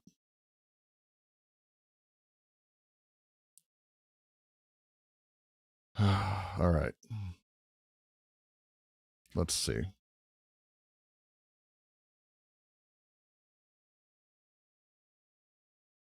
Let me see. Give me a second. One sec. I just want to make sure. All right, 150. We're doing okay. I think we're doing okay. And Jimbo's going. That's fine. Jimbo, we'll see you soon. It's lovely to have you.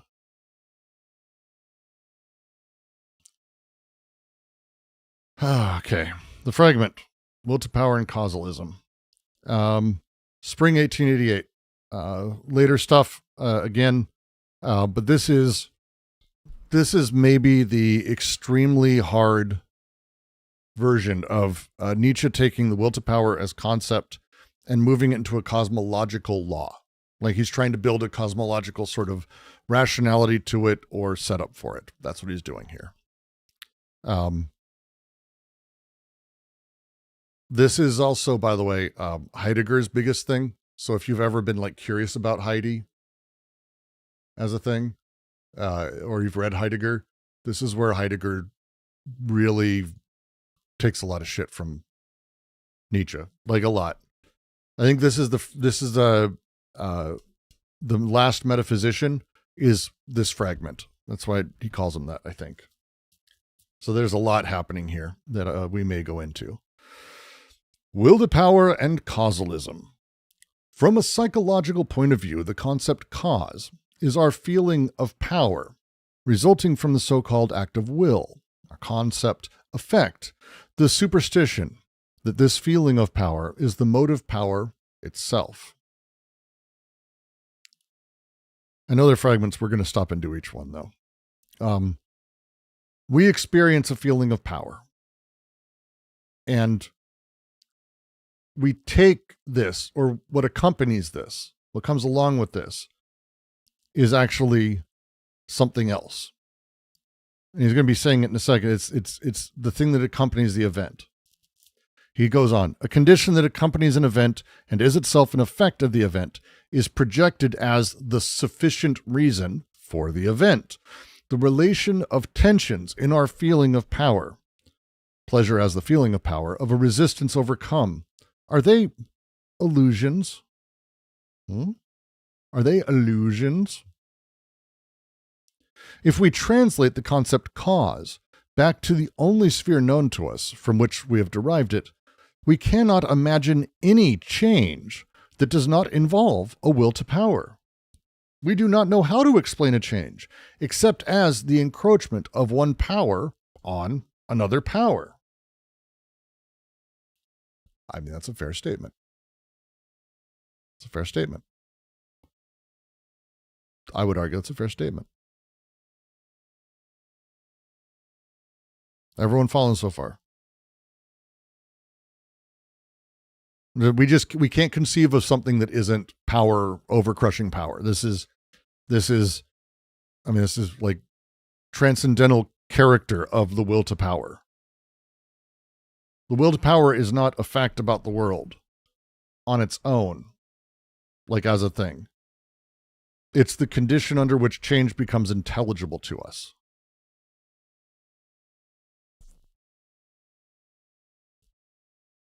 We do not know how to explain a change. Sorry, go ahead. Go for it.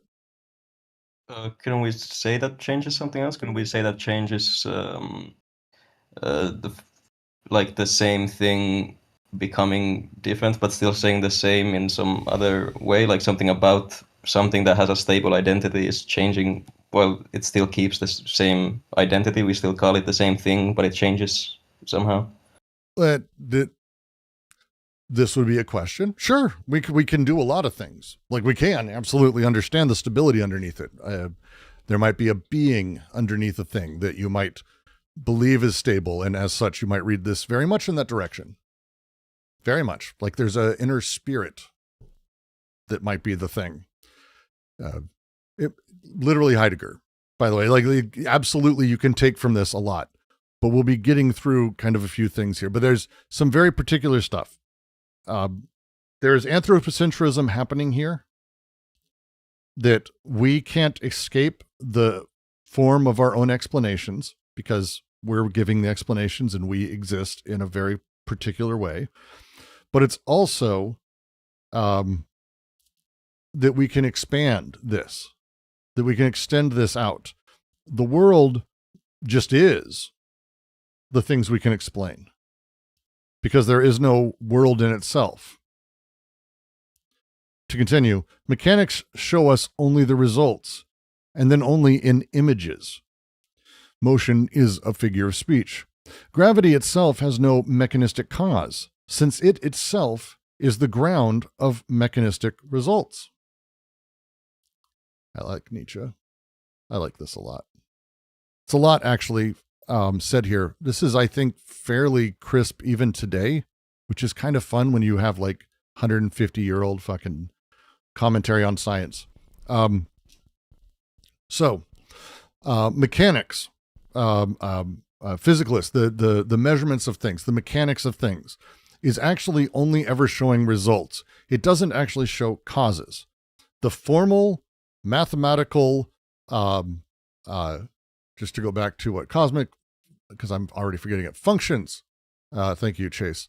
The functions that we utilize are registrations of outcomes. They're not explanations of the generation of the event. We take them as that, but that's not the thing. They show us only results, and then only in images, which is a thing. A motion, for example, is a figure of speech. This is what he means by images. It's not just that they show photos. Don't take it too literally in that sense. It's only the image of the thing. The idea that it's always this thing that is a description of reality. It's more a figure of reality that's projected into an interplay of things. It is the image. And motion as a figure of speech, motion is, oh, that thing's moving that way. Cool. It's not doing it now. Where is it? Well, it's not there now, but it will be because it was there and it's going there at a certain speed, and I'm able to guess. Like all of these things that we're doing, it is a figure of speech. Gravity itself has no mechanistic cause. This is, we'll just say they still have issues with gravity, I'd say. Gravity's still interesting. But he says that there's no causes because gravity, which is Newton's spooky force at a distance, which is, at the time, was the unexplained foundation of Newton, like fundamentally, I would say, for a lot of things. But you take it as like a paradigm, not to take from another thinker, but that's kind of what's happening here. It's paradigmatic. And we don't really have mechanics of things that can explain gravity, because gravity is what the mechanics presuppose in how we use them. So to explain gravity, you'd have to go kind of below mechanics. You'd have to go to direct force relations, the will to power of force relations, more or less. You have to go beyond mechanics because mechanics presuppose that. And again, he's speaking about Newtonian kind of the thing. So that's like he's saying here basically that mechanism and mechanistic views of things is explanatorily incomplete. It is not a total system. It cannot be. It registers. It never explains. And the things it can't register, it presupposes as laws. And that's what he's trying to address in the will to power hypothesis fundamentally. This is, again, the cosmological explanation for the eternal return. And it's a scientific anti-realism here that's kind of great to see, I think. Pretty interesting myself. I think. So mechanisms are incomplete, only geometries are complete. Well, that's complete is going to be a really interesting conversation, Arachne. To continue. The will to accumulate force is special to the phenomena of life, to nourishment, procreation, inheritance, to society, state, custom, authority. Should we not be permitted to assume this will as a motive cause in chemistry too? Let me restate that because I put the wrong inference on the word. Should we not be permitted to assume this will as a motive cause in chemistry too and in cosmic order? That's really bluntly stating this is the cosmological claim. Like he's just doing it. This is, again, a lot of people read will to power. They read eternal return, all these things as cosmological or experiential. And here, it's because Nietzsche wrote about both, by the way. And that's kind of what we're doing here. We're going through this. And this is the idea that the will to power is a serious mechanical, metaphysical thesis is what Heidegger did with it, straightly. It is the thing that organizes experience. But you can kind of see also, as what we've read, Nietzsche's not like sold on that shit hard. You can even see him sort of debating himself as we read. I read it that way, at least. He's like, isn't it this? Well, couldn't we also? There's a lot of edging of the words that's really interesting. And again, these are fragments. So this is not the works of Nietzsche. This is going through the writings of Nietzsche to understand the works of Nietzsche, to understand Klossowski, to understand the eternal return.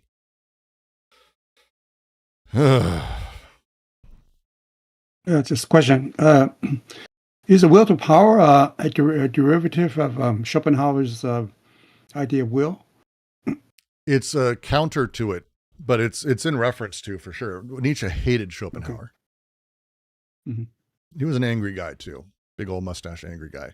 But it's very much in counter to that. I wouldn't say inspired by, but it's in relation to. He's very explicit at points where it's the opposite, but it plays very differently. Mm-hmm. And so did Heidegger say that the will to power is a metaphysical term? Yes, because it is positing a thing that's outside of experience, right? that's what Heidegger said. Yes, and you can see kind of where he gets it from, because this fragment's literally one of the fragments that Heidegger built off of. So, again, we're not here to say that Heidegger is wrong. I'll say he's wrong, but that's not like the point. We're going through this again as a diagnostic process for Nietzsche, not as a here's the truth of things, but like, hey, and again, when we get back to Klossowski very soon, it'll be made a lot more clear, and he will be going through these things very cleanly. It's just important to get all these points, and that includes, yes, it's a metaphysical claim. Yes, absolutely. It seems to be the case. I think you could take that way. You could also take other ways, but that's the play. Sure. It's like he says here, for example, not merely conservation of energy, but maximal economy in use, so that the only reality is the will to grow stronger of every center of force, not self-preservation, but the will to appropriate, dominate, increase, grow stronger. So this is like the anti-conservation formula of Nietzsche for the will. The law of thermodynamics, the conservation of energy, the idea that like quantitatively total energy is always preserved, right? Not merely that. Maximal economy, though. Maximal economy in use. So the only reality is the will to grow stronger. Qualitatively, every center of force uses its share in the most expansive way possible. So you could say the metaphysical claim here that he's making is kind of that the only reality is the will to grow stronger at every center of force that exists. This would, by the way, not be self-preservation, which is kind of at the center of this. Again, why is Nietzsche writing this? Like, what's driving him? Well, self-preservation isn't a thing for him anymore. Post-Silmarie, self-preservation is not it. Self-destruction, the continual destruction of the self, is actually a thing he's trying to build into this. This is him trying to build out a cosmology for the eternal return explicitly. That is what all of these he's very clear. This is the cosmological version of it, which ends up being metaphysical claims, which is kind of interesting for what he's doing. So it's not self-preservation here, right? It is appropriation. It's domination. It is increase. It is strength through growth, more or less, would be the thing. That this thing that presupposes, every step presupposing the one before that. It's a very interesting thing, because again, if you remember, if you talk about the Overbeck letters we went through earlier, Nietzsche wrote the Spinoza letter. It's a famous one. We went through it earlier, chapter 1 or 2, I can't remember. Nietzsche directly identifies Spinoza as his precursor, but says specifically that he rejects the conatus, which is the idea of self-preservation. He does so in favor of, and it was right around the time of this, by the way, will to power is self-expansion. You could pull out fragments from Beyond Good and Evil.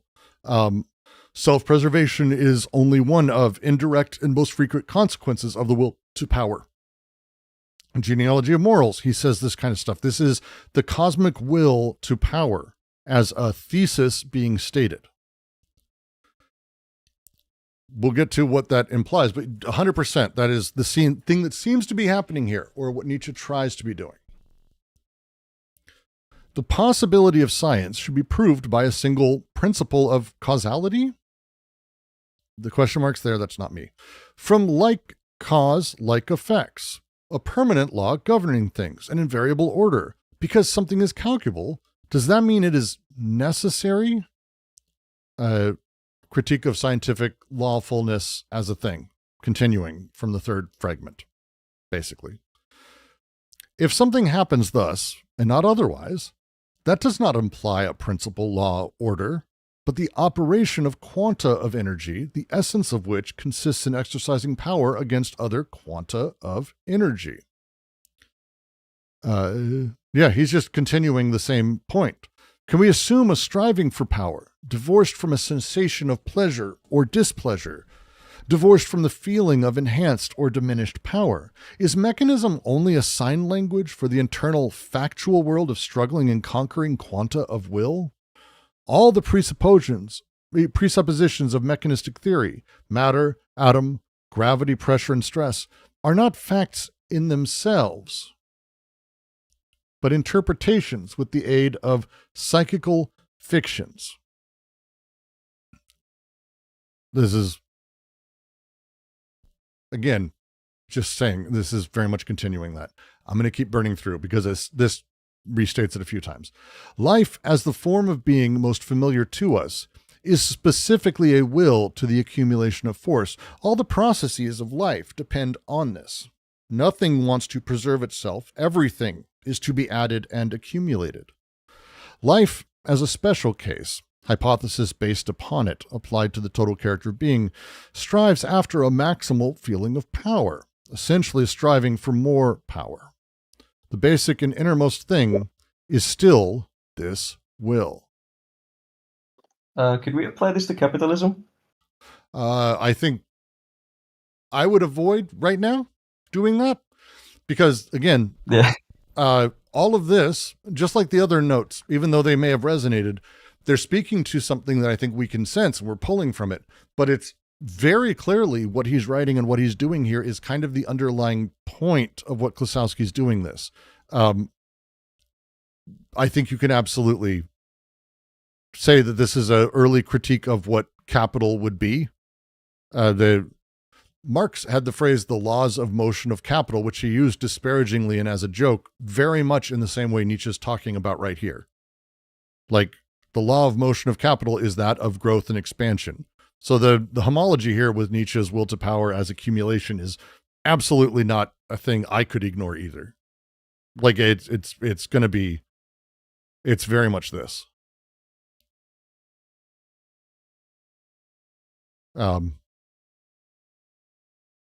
Yeah, it's very much this.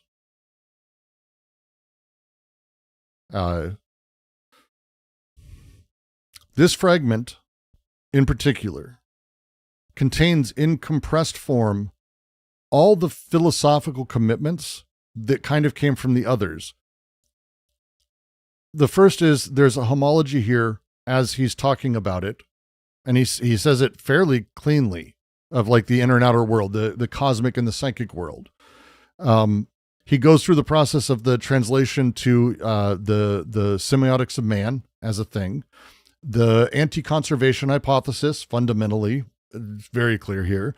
And then again, the essence of force as being agonistic. This is what Klossowski is going to continue to press, but what we don't quite have yet. There is an aporia between the cosmic and energetic articulation, but also a thing that we saw in earlier passages that Klossowski hit on, that there is a goal and meaning within organic life. The species being, the herd mentality, whatever it is, these things exist in formations of sovereignty. And so it ends here with this fragment that ends with life as a special case strives after a maximal feeling of power, essentially striving for more power. Basic and innermost things is still his will. And this is the thing that we're going to be going after when we read next week. I want to see if I want to read anything else from this. Because this is like, there's so much here that we could, do we want to do the next little section? I feel like I'd end up going for another 40 minutes at least. Ah, fuck. I'll take votes. Keep going, or are you guys fried for the day? Because it's a lot. Because, like, the next little bit here is just Klossowski going and explaining this. Because it's, again, I'm just going to read a little bit. No doubt the intensity of the soul's tonality and the behavior of energy could each refer to the other. As a flux and afflux of power, they would signify each other through the vicious circle without goal or meaning. Neither energy nor intensity seeks to endure. There is only increase and decrease.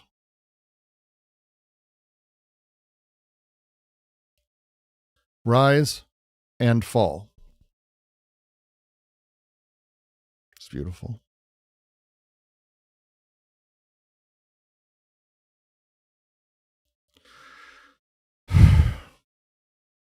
Yeah.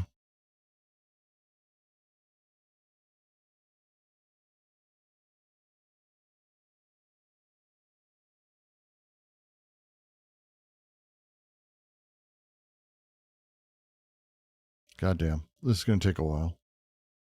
My brain, I don't know if it's doing it. Ah, fuck it. We'll keep going. Fuck it. Fuck it. Fuck it. What do I care? What do I fucking give a shit at all?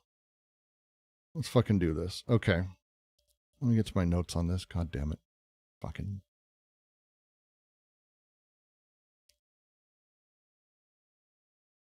Okay. We start with no doubt the intensity, sentence by sentence. It's the only way I'm going to be able to do this. I might need to go get more tea. No doubt the intensity of the soul's tonality, behavior of energy could each refer to the other. As a flux and afflux of power, they would signify each other through the vicious circle without goal or meaning. Neither energy nor intensity seeks to endure. There's only increase and decrease, rise and fall. Okay. He is going through this referential thing we saw in all four, but definitely the final passage, because that's why he had the break in there and he sort of interjected. But there is a really weird mutual reference between the intensity of the soul's tonality and the behavior of energy. And he doubles the language here very specifically, intensity and comportment, or the qualitative and quantitative. These things come together. That's how the behavior of energy is the comportment. It's how it's comporting itself. It's the comportment in French, versus the tonality as a thing, and the energy. So it's intensity of the soul's tonality, behavior of the energy. So if you think of it as him utilizing these phrasing, intensity and comportment are the pair that is qualitative and quantitative. Behavior is quantitative, intensity is qualitative. And then there's the soul's tonality and the energy, the behavior of energy, which is phenomenological and cosmological in register, more or less.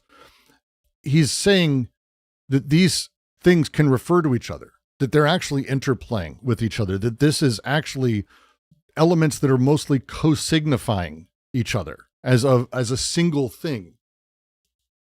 They could refer to the other as a flux and afflux of power. They can signify each other through the vicious circle, and they don't require goal or meaning. They have no need for this. The flux and afflux, the tide goes in, tide goes out. Can't explain that, right? That's a joke. Sorry, I can't explain it. I'm not stupid. Just a reference. But they get to they can signify each other, and they can do this through all of this, without goal and without meaning, which is such a fucking great phrasing. Because they don't need that. Why would they need that? This is general economy, Bataille. They don't need the meaning. Neither energy nor intensity seek to endure. That's what has been through all of this that Nietzsche is continually getting across. All of these things are in all of these. He's pulled from all four of these fragments. Well, we saw metaphysics. Well, we saw a critic here, thought here. What Klossowski's pulling is very specifically this. Through all of these, we see consistently the intensity of the soul's tonality and the behavior of energy can refer to the other. Flux and afflux of power. They can signify each other, and they do so through the vicious circle without goal or meaning.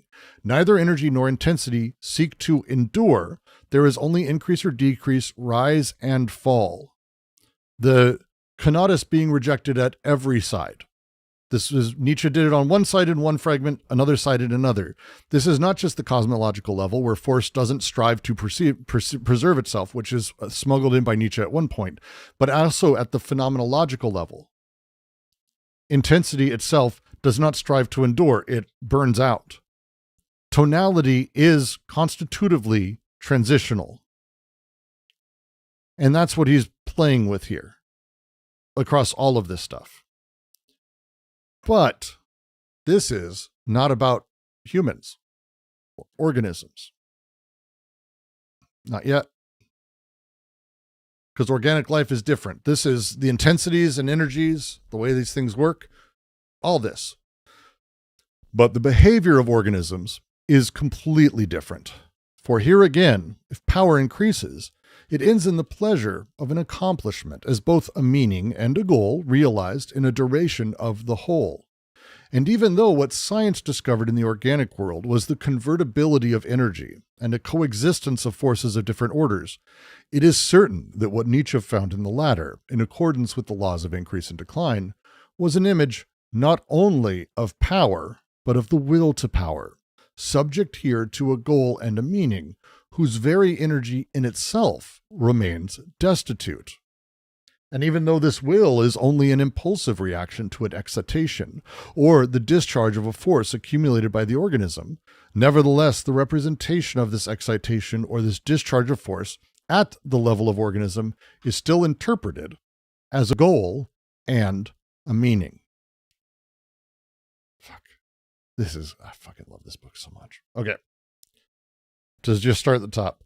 But the behavior of organisms is completely different, for here again, if power increases, it ends in the pleasure of an accomplishment as both a meaning and a goal realized in the duration of the whole. But, there's a paragraph opens with a gigantic but. That's the point of this chapter, by the way. Everything that Klossowski has been establishing at this point, entirely. The stuff from Nietzsche, where we talk about the homology between intensity and energy, the structural identity of these registers that we've shown through Nietzsche's stuff. This is now bracketed off entirely from organisms, from us. It's bracketed off entirely from us, from organisms, from species, from animals, from whatever. It's all bracketed off. The disjunction here is sharp and total. This is completely different. But the behavior of organisms is completely different. But the behavior of organisms is completely different. Okay? Following? For here again, if power increases, it ends in the pleasure of an accomplishment, as both a meaning and a goal realized in the duration of the whole. This is, it's a lot. Creatures are weird. An increase of power ends in the pleasure of an accomplishment. It leads to, it completes in. There's a directionality installed here, but the organic process terminates itself in a state of satisfaction. Doesn't have to be happy satisfaction, but it's satisfaction. But it's an enjoyment in the way that Marx said that we enjoy ourselves. It doesn't mean happy. It doesn't mean you're, happy. It's enjoyment is also suffering, by the way. It's the enjoyment of the self. But it is a thing. This is not the energetic register. That doesn't make sense. The energetic register where increase and decrease succeed each other and there's no termination. But we do things and they end. Well, that's interesting. Well, what about meaning and goal being here? Because we have those. I mean, I wouldn't say we don't. You're free to say they're fictions or whatever, but I mean, we have those. All of us do. We feel that we have a meaning to do things. We experience a goal, and it's realized in the duration of the whole. There's such a phrasing of this, like the funny double meaning he's got here, where he's like the meaning and the goal. He's playing with a very particular set of systems of like this teleological aspect and teleological structure And it's fascinating. And he finished it off with the duration of the whole. It's like Bergson, Dure is here. But the accomplishment exists in time in a way that quantitative relations aren't. It's in the duration of the whole. There's a thickness to achievement and accomplishment or completion. It spans an entire whole. It constitutes an arc of time that we've had. Even if it's not now, it's a thing that you go through. This happens, right? This seems to be quite in opposition to the energetic register we were talking about. And to continue. And even though what science discovered in the organic world was the convertibility of energy and a coexistence of forces of different orders, it is certain that what Nietzsche found in the latter, in accordance with the laws of the increase and decline, was an image not only of power, but of the will to power, subject here to a goal and meaning whose very energy in itself remains destitute.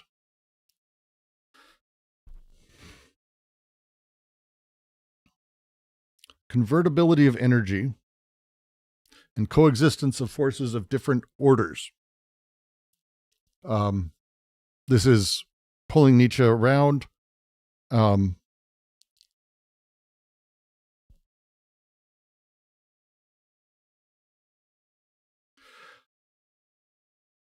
would say here, Klossowski is talking about the way that there's a doubling of the will to power, right? The convertibility of energy and a coexistence of forces of different orders. Energy is one thing.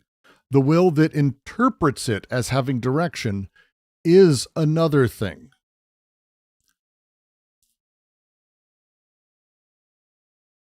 Nietzsche combines them. He collapses them together.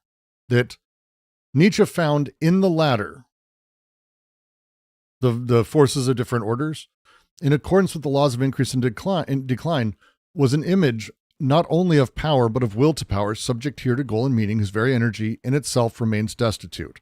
This is Nietzsche collapsing these things. Organic life is, as Nietzsche sort of wrote about, but then stumbled. It's not just energy in distribution. It's energy as will, as Nietzsche sort of wrote about it. But as such, this will is subject to goal and meaning, whose very energy in itself remains destitute, deprived, devoid. The cosmic energy, considered in itself, is empty, is devoid of anything like this, devoid of goal, devoid of meaning. The phrasing he uses, imports, is, I think, the phrasing that's important here. It imports it in. Yeah. It imports it in. And this is the challenge. This is Nietzsche's doctrine, is collapsing these things together. And even though this will is only an impulsive reaction to an excitation or the discharge of a force accumulated by the organism, nevertheless, the representation of this excitation or this discharge of force at the level of the organism is still interpreted as goal or meaning. And this is Klossowski's full critique, sort of landing. This is clarification. We, people, reduce organic will to, and we've been doing it here, and Nietzsche is doing it, to its physiological, mechanical components, right? Impulsive reaction to excitation or stimulus. The reflexive model of humanity, that we respond to things, or that it's a discharge of accumulated excessive force. You expend energy nervously. Either way, there's reflex or energetic as a model. The representation of these processes at the level of the organism, as Klossowski's kind of stating here, I think,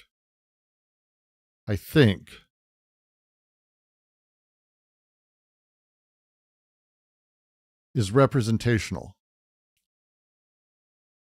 Its goal and meaning creates these representations. The character, the teleological character of organic life is not a property of the underlying physiology.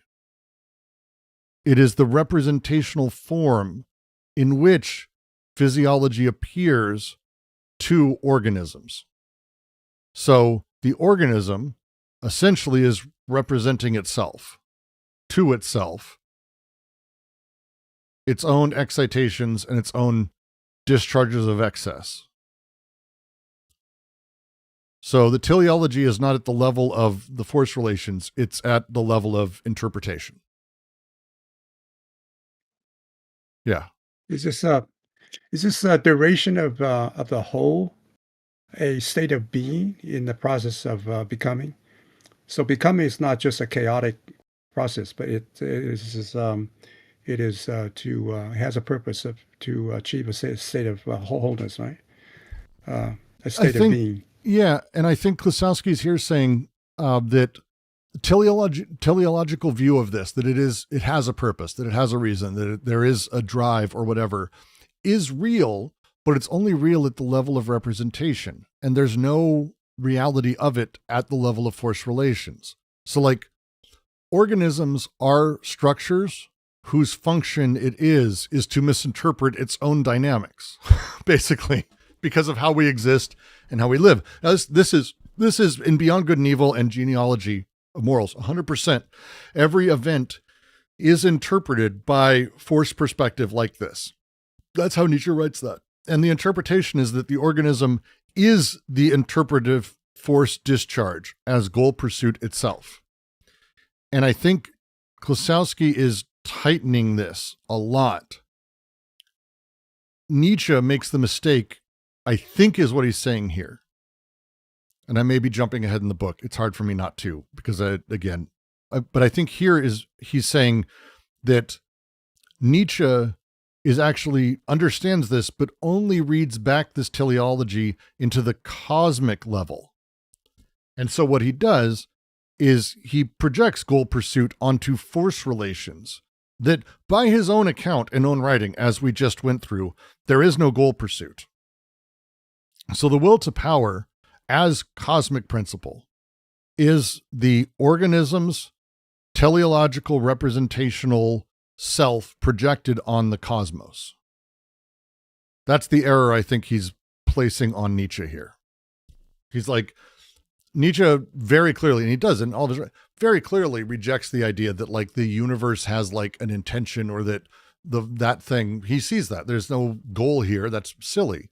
But then he does it to the force relations that make up himself, because that's himself and his existence. That's the mistake we all make, is we read things as though they are in relation to ourself through the lens that is ourself. So we're always homologically creating things in the image of ourselves. That's how I see that. Because that's that last line. The representation of excitation or discharge of force at the level of the organism is still interpreted as goal and meaning.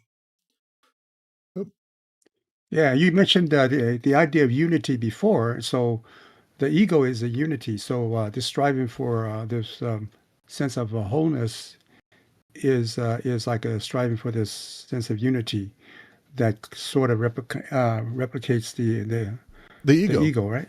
It seems to be that, and that's what I think Nietzsche was saying in some of those, like, hey, we look at the world and we presume that there is a unity because we kind of experience the world as unity.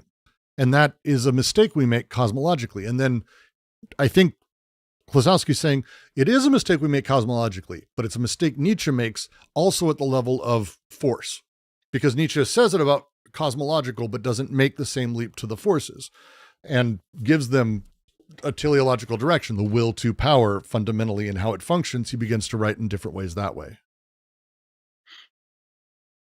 I think. Can I read the next paragraph? I'm going to read the next paragraph.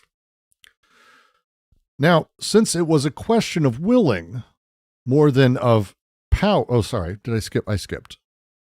What Nietzsche sought from the experience of the return of all things, namely to lead intention back to intensity, was still confirmed in this notion of energy without goal or meaning.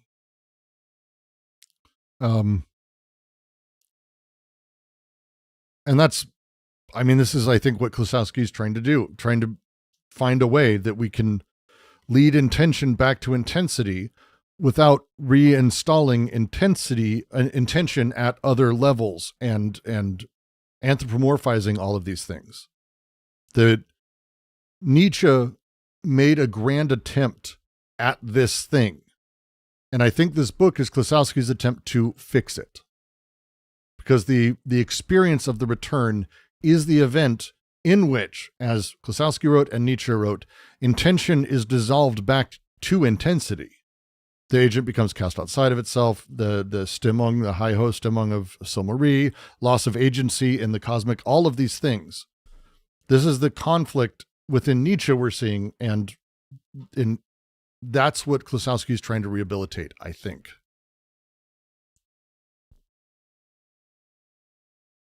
Intention back to intensity is very cool as a translation. I'm very grateful that it actually carries over to English, because intention back to intensity is something that could easily be lost. It's a very good translation. Makes me happy that he did that.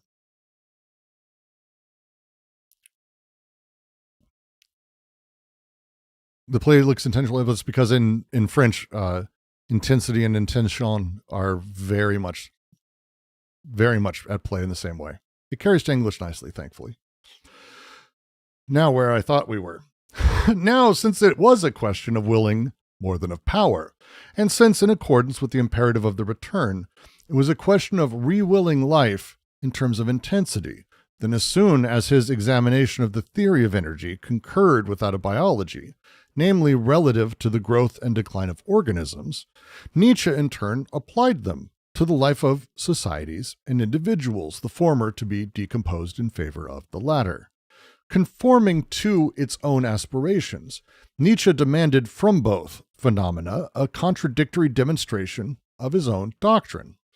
If the same power, devoid of any meaning or goal as energy, was rediscovered in the life of organisms and at the historical level of human societies as a will to power, pursuing a goal which, in order to endure, is subject to the meaning these organisms give themselves, it was necessary for this will to have had another object than this power as energy devoid of any goal or meaning.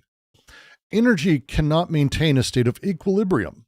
It is forbidden to do so by the movement of the circle that designates it. Organic life seeks an equilibrium and struggles a long time to find it, and finally the individual that results from the impatience of the first and the insecurity of the second winds up in a state of ill-being. Because of this ill-being, Nietzsche was determined to inscribe a goal and a meaning in the vicious circle, without for all that admitting that the circle would itself be this goal and this meaning.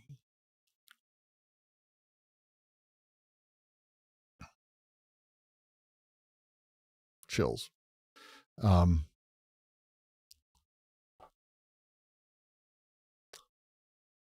To continue, because this is a lot of complexities in here and premises that get resolved in what I think is a very powerful statement. And I want to make sure that we get through it. We'll take it a little bit of a chunk at a time.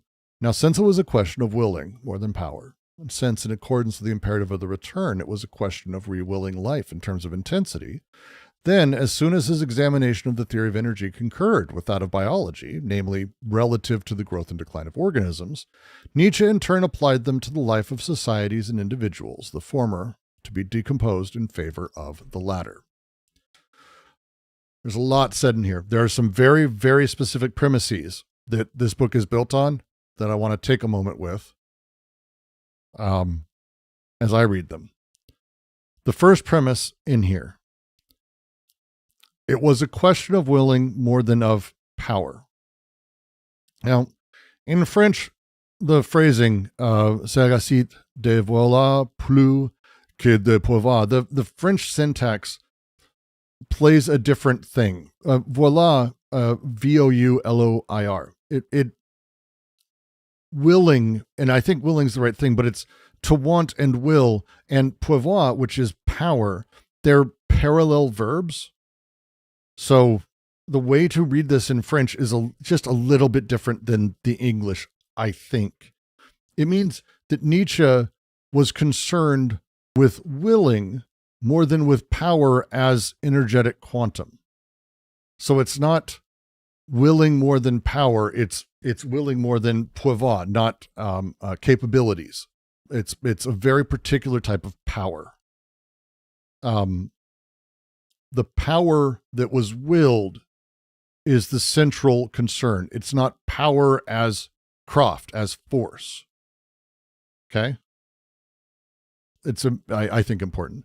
The second thing is that the imperative of the return is up second. This is like the second thing I think that he's really hitting here. It is a question of rewilling life in terms of intensity.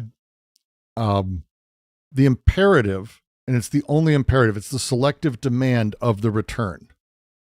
And if you remember it, it is, from Nietzsche, from Klossowski, live such that you could will this to return, that you could will the eternal return to this life, to re-will life, to take up your life again, consciously, not accidentally, with affirmation of the eternal recurrence of all of this.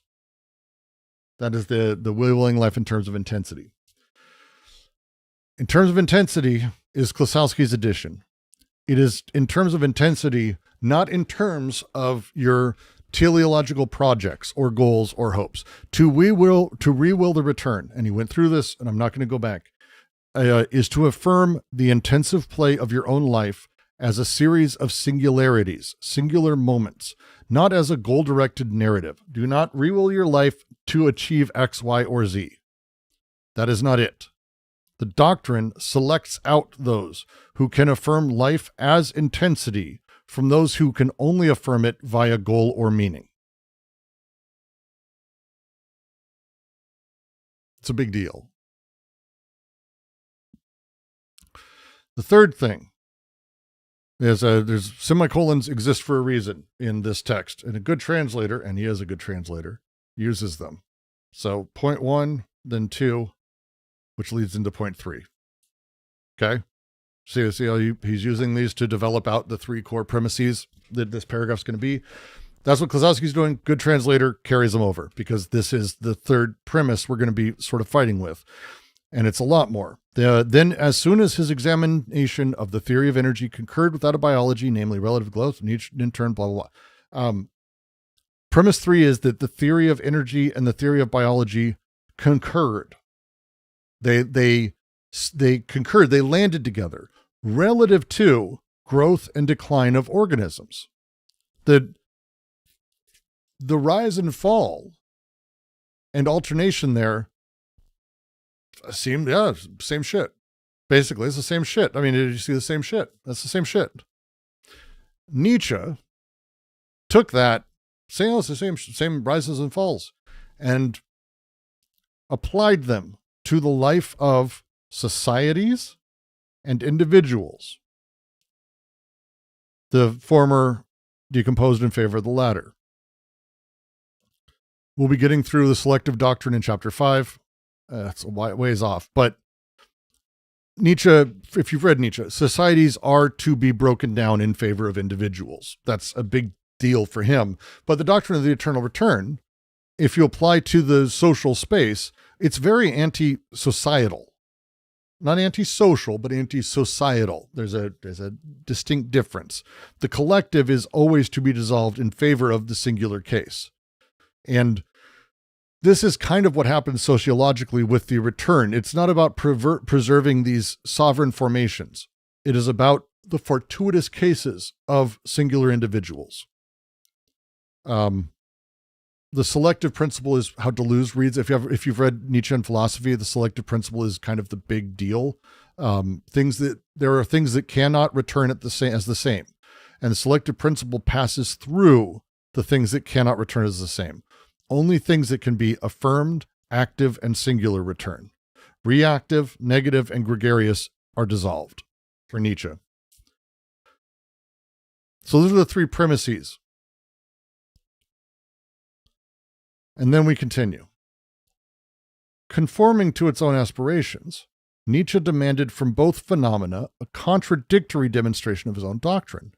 If the same power, devoid of any meaning or goal as energy was rediscovered in the life of organisms, and at the historical level of human societies, as a will to power pursuing a goal, which, in order to endure, it's across pages, we'll come back.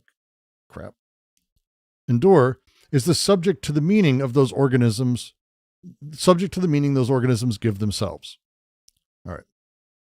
I'm going to re-highlight it real quick because it's just that last little bit on the next page. So that way you guys can know where I'm talking and what I'm trying to break down. Let me reread it now. God damn it. Thank you, Marcus, for the 10 jewels. I have no idea what that means. I still don't understand any of that shit. YouTube's gone weird. YouTube's super weird right now. They're doing weird, stupid shit.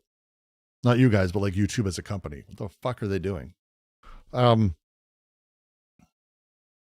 Conforming to its own aspirations, Nietzsche demanded from both phenomena a contradictory demonstration of his own doctrine.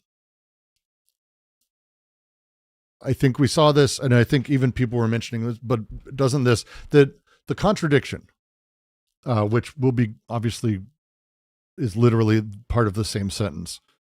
If we take the doctrine of the return as cosmic principle, requires that, as he's about to say, the same power, devoid of goal or meaning at the energetic level, also manifests as goal-pursuing will at the organic and social levels, which means the same power has to have both of these things true. But that you can't, certainly Nietzsche doesn't do this satisfactorily, because you kind of have to smuggle teleological shit into the cosmic register, or you would have to fully strip it from the organic register. It's the same power. It's the same will. He's talking about the same force. He doesn't do any of that. He splits them despite talking about them identically. It's one of the big reasons will to power kind of gets fucked with a lot. And the phrase conforming to its own aspirations, I really like for this. The idea is that, like, Nietzsche's demand is driven by his own aspirations. And we know this. We know this from the pieces we read. And this is not like, oh, how does Klossowski know it? Because Nietzsche said it, that this is his thing. And he had fights with Salome and all these other, he fucking did, this was his goal. He had a goal. He had a goal. He had his aspirations. His own valetudinary state affected this. It wasn't about the demands of philosophical consistency. It is shaped by what it needs to do, which is a thing Nietzsche critiqued other people for extremely well, and now Klossowski's wielding against him. And it's kind of awesome, I think. I think it's kind of awesome. That's the deal. Is that these things are symptomatic. It's diagnostic of all of these things, right? I think. And so it's if the same power, devoid of any meaning or goal as energy, was rediscovered in the life of organisms, and at the historical level of human societies as a will to power pursuing a goal, which in order to pursue, which in order to endure, it had to have the same meaning. Like that. I'm not going to go highlight the other page. Maybe I can get both pages on the same thing at once. Let me see if I can do that. Because I need to be able, it's all one fucking giant sentence. I don't know if you guys can read that. Can you guys read that? Is that okay on YouTube? Might be a bit small. It's probably okay. It's a little bit tiny text, but it's not a big deal. Oh, that's readable. Good. Well, then I'll just highlight again. Sorry. I'm bad at this. Conform to its own aspirations, Nietzsche managed both phenomena, contrary, blah, blah, blah, blah, blah, blah, blah, blah, blah, blah, blah, blah, blah, blah, blah, is subject to the meaning these organisms give themselves. Okay. This is a logical move that you can kind of piece together pretty simply. It's a conditional logical argument. If the same power is energy devoid of meaning at the level of the cosmic, and that power is rediscovered as will pursuing goal at the organic social level, and the will itself is meaningful only insofar as the organisms give themselves the meaning, then the will must have had some other object than the cosmic energetic power. That's if these things, they don't work together on their own, you need that other thing. So if cosmic energy is goalless, to say it more simply, if cosmic energy has no goal, the will to power is goal-directed. If it's in an individual, then the goal must come from somewhere that is not cosmic energy itself. The goal has to have a source that is outside of that energy. But Nietzsche completely says no to this. Like, Nietzsche's ontology forbids that idea. Also, so do a lot of other materialists. That would be the thing. Nietzsche's thing, there's only force. There's only the will. But wait, then if it's eternal, then it would be cosmic. If it's cosmic, then that would mean that there's a teleological end for this becomes the problem. Nietzsche wants it both ways. Nietzsche wants cosmic energy that has its own immanent goal direction or devoid of goal direction. And then he wants the organic to be goal directed. But that doesn't work if it's the same stuff. Nietzsche has a lot of contradictions, and this is one of the big ones. And there's a lot of this. These pieces are really good. The fragments, I think, stand this out very nicely. It is hardly a thing themselves. There's a book called Nietzsche's Philosophy of Contradictions, something like that. That's really kind of a super fun read, because it's like, here's all the places Nietzsche contradicted himself, which, by the way, everywhere is kind of everywhere, but in really fun ways, I think.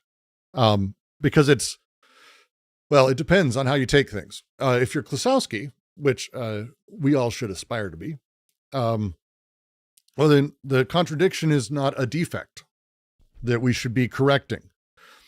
It's a feature constitutive of where Nietzsche is, right? Like, that's the idea. It's diagnostic. Nietzsche's situation is able to be seen here in the distance of that paradox and this contradiction. That the doctrine, as Nietzsche is making it, couldn't be fucking consistent. Why would it be able to be consistent? Why are we assuming it would be consistent? It can't be consistent.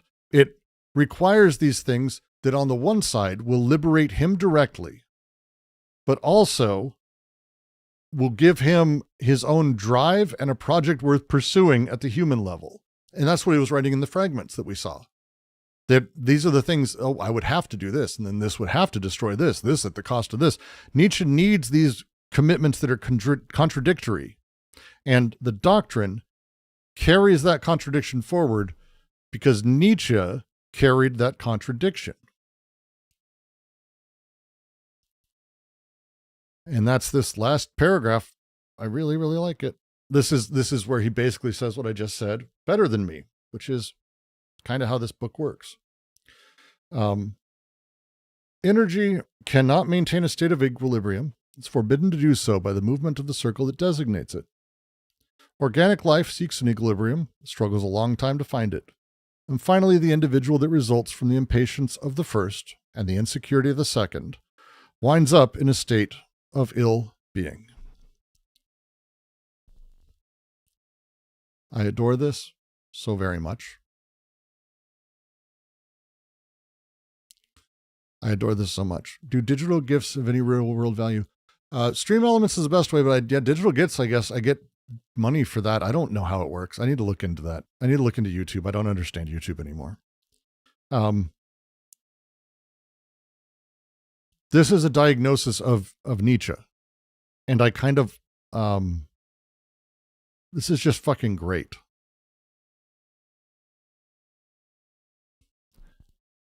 And he just states it so nicely. I fucking love Klossowski. God damn it. Energy can't maintain a state of equilibrium. Organic life seeks an equilibrium, struggling to find it. And the individual that results from the impatience of the first and the insecurity of the second winds up in a state of ill-being. That individual, Nietzsche, by the way, they're constitutively ill, you could say, a state of ill-being. This is not pathologically ill like in the medical sense. They have an ill-being. It's structural existential ill-being. I fucking love it. I adore this. And it ends. Because of this ill-being,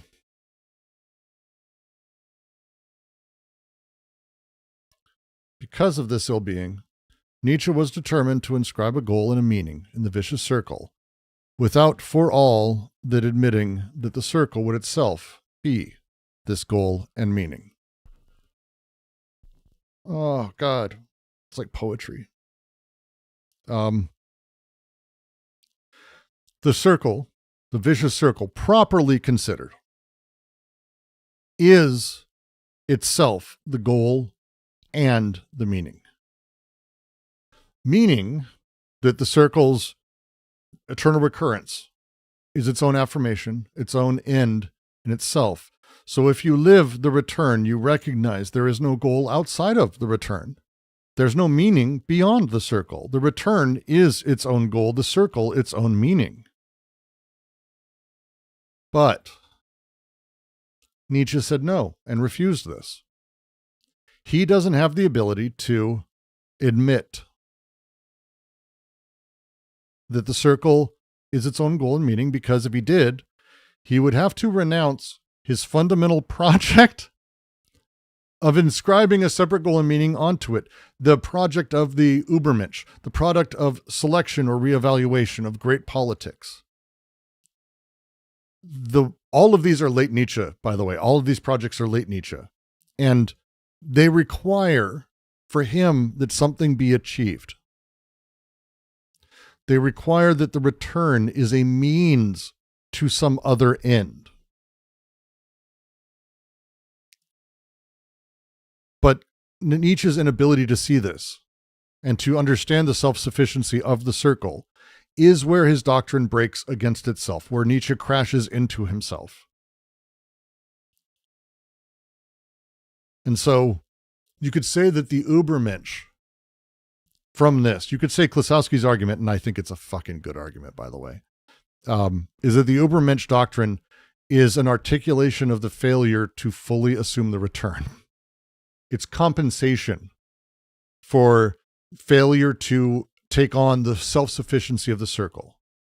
The selective doctrine of late Nietzsche is a substitute teleology that he is installing where self-affirmation should have been enough. That's what the vicious circle's about. Like literally that. The collapse in Turin from this, as I read it, and I don't think it's a wild statement. This is the diagnosis. Everything that exists everything in this book is about this right here.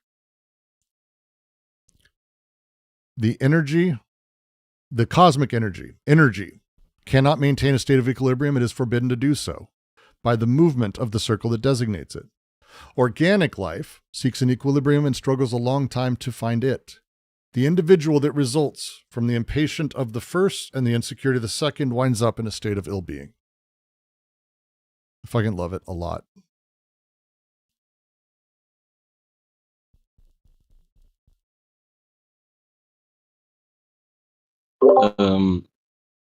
So excuse me, I'm pretty much tapped out at this point. So yeah, no, I'm ending. best My brain's.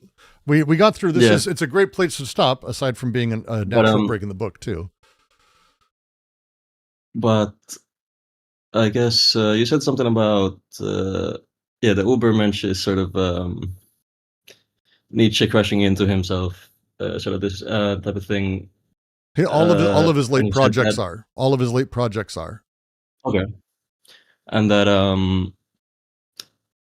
you said the Übermensch goes where self-affirmation should have been enough. Something like this, right? Yeah. How is self-affirmation, within that sentence structure, how is self-affirmation itself not a type of teleology? Well, through the return, specifically, we're talking about. Like through the return. And the the eternal recurrence of the circle is its own affirmation. It is its own end in itself. It is, because the circle's eternal recurrence is a recurrence, it is its own end in itself. It continues the next circle and the next. So to live it, there cannot be a goal outside of the return. There's no meaning beyond the circle. It is its own goal. It is its own circle. And is there a reason that the Ubermensch cannot itself be inside the circle? Because it's a thing. It's not the circle. I'm just gonna have to accept that. As you said, I have no, I can't really grapple with that right now. The Ubermensch as a thing would then, if it exists as a thing, it's either in service of the circle. Everything is in service of the circle. Great. The Ubermensch is in there. So is dog poop and leaves and me. All of those things are within the circle. They're all the semiotics of everything. It's all included. But if it's that it's like a standalone, or that it's important as lead on, that would presume that the Overmensch is actually the point of the return, that the return is a means to some further end, that there are higher types of things, that there is a specifically the Übermensch. You want to talk about where the word breeding can be read really wrong, or the original German word for it. The instruction or rearing of overmen, or the breeding of overmen, the destruction of slave morality. These things are higher than the circle. But if the circle is its own goal, or dissolves all goals and everything outside of it, then all these projects have no motivation. There is nothing to do. There is only affirmation of all that is. And Nietzsche refused it. But can't the Ubermensch sort of be synonymous with that accepting of the circle? Like, is that not what it means to sort of try to be the Ubermensch? It could be. Yeah. Then if I'm taking it, well, wouldn't the Ubermensch be those who have experienced and understand and have the sort of understanding of the totality of these things? Yes. However, that would just mean that they're the circle. So it's in service of the circle, just like all other things are. So yes, this is the fun part of this, the everyday signs as a thing. Like, this is, again, we're going to get into that. I'm kind of overstating it because I'm a little impassioned by this. I really like that last line. Without this admitting, the circle would itself be this goal and this meaning. I'm probably overstating it. Maybe. I don't even know. Maybe I'm not. I don't think I am, but maybe I'm overstating a bit. But I do think there's a really interesting sort of interplay that Klossowski's specifically aiming at this, that the diagnosis here is that all that Nietzsche did, the things that came after the things that came before,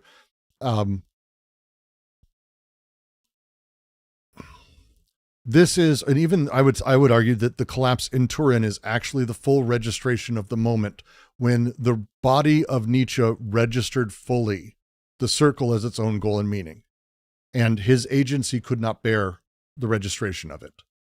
That this is, I think he's making a totality of a claim around Nietzsche.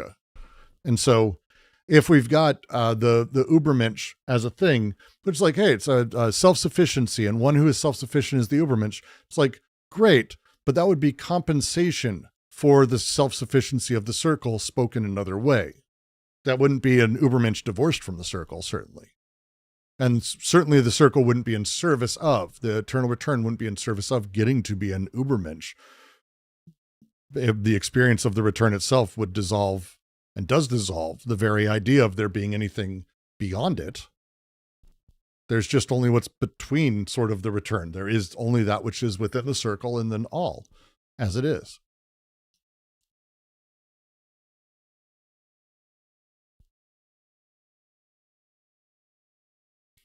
The phrasing, and Klossowski uses it here. He talks about this as being that Nietzsche was determined to inscribe, and inscribe in this tradition, especially for our friend Klossowski, is a lot of semiotic weight. Nietzsche did too. The inscribing is an important word, that these things, the goals, the meanings are inscribed into the circle, whose very nature is refusing goal and meaning and inscribing it, carving it. It's a semiotic operation performed on the circle.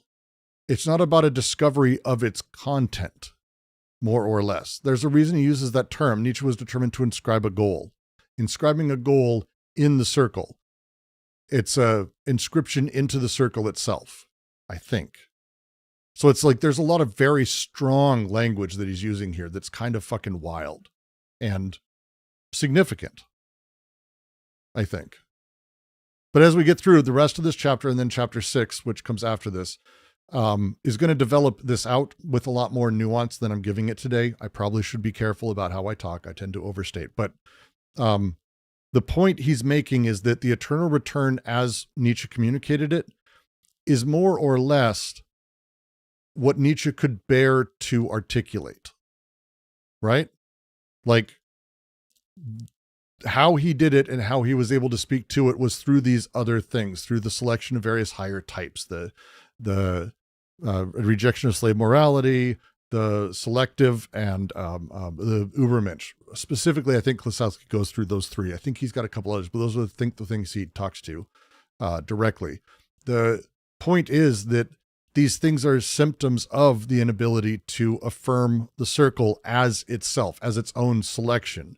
It is that which automatically selects. It is not the mere fact of movement as a thing. It's not though. It's the ability to affirm it or not. And Deleuze does this. Deleuze talks through in Nietzschean philosophy, and again, it's very close to this, I think. For him, the return is selection. For Deleuze, he reads the eternal return as selection itself. That selection is actually the return's affirmation, that process. Klossowski, the difference would be for Deleuze, it's like that processual thing, right? It's the return as its own thing.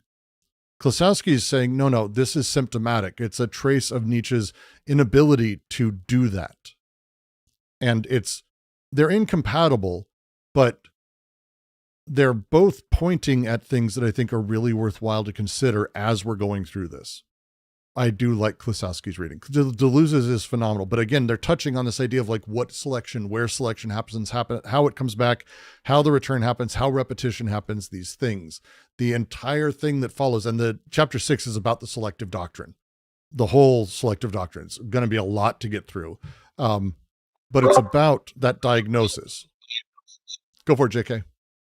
Yeah, Brooks, it sounds like, the eternal return could be a form of aesthetic ideal that which Nietzsche definitely, wants to undermine and is against, right?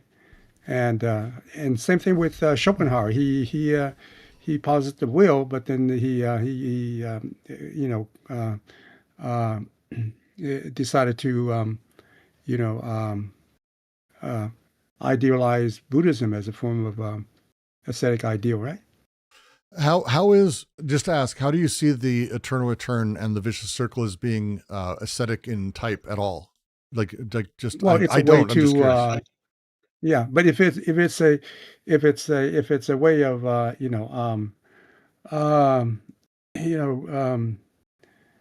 if it serves a purpose of as a goal, then it becomes an ideal, isn't it? That's actually an interesting. I have to think about it, but I'm going to respond quickly because I shouldn't, and I can't help myself because I find it interesting.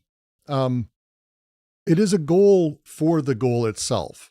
The return is the sort of expansion of all and the connection of all, the understanding that you actually now are born and we're here again and will return, you as a thing, and your awareness of yourself sort of as a meta experience. That thing that then drives clarity that it's going to happen again. And so your existence is about rewilling life. It's, to me, not about the aesthetic or anything that's idealized. It's actually about understanding the things that are directly in front of you and the destruction of the ideal.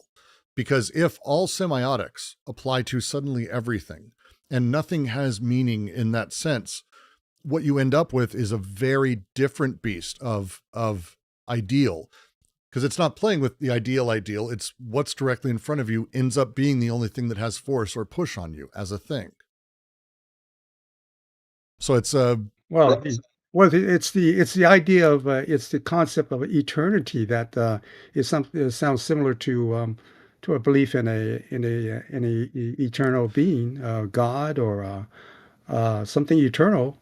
well, Uh, that's an Means idealized that you're version of the going eternal. to right. So if it's eternal, then that means that you're not going to be destroyed. I mean, destruction has no meaning if you're going to be able to idealize something that is eternal, right? Well, there's a difference between the eternal God or the idea that like our soul will go on eternally, that you'll live forever. The eternal return is a bit different in the sense of it's the elimination of time, which is a different beast. The destruction of the semiotic understanding of time is a very different thing than this, as I understand it again. Yeah. So it sounds like if something is timeless, then it's something like it's like you have a soul or something that will live on even beyond your own demise. It's a way to consider it for Nietzsche and for the eternal return as Klossowski's talking about it and how I understand it. It is a different beast in the sense of it's from a position that time is simply not, it's another meaning in terms of like things being red or blue. Eternal, timeless. Timeless can also mean colorless, but also means, irrelevant of the color. I can still see a rainbow without acknowledging color. There's a different thing that happens in terms of how experience is sort of played through this.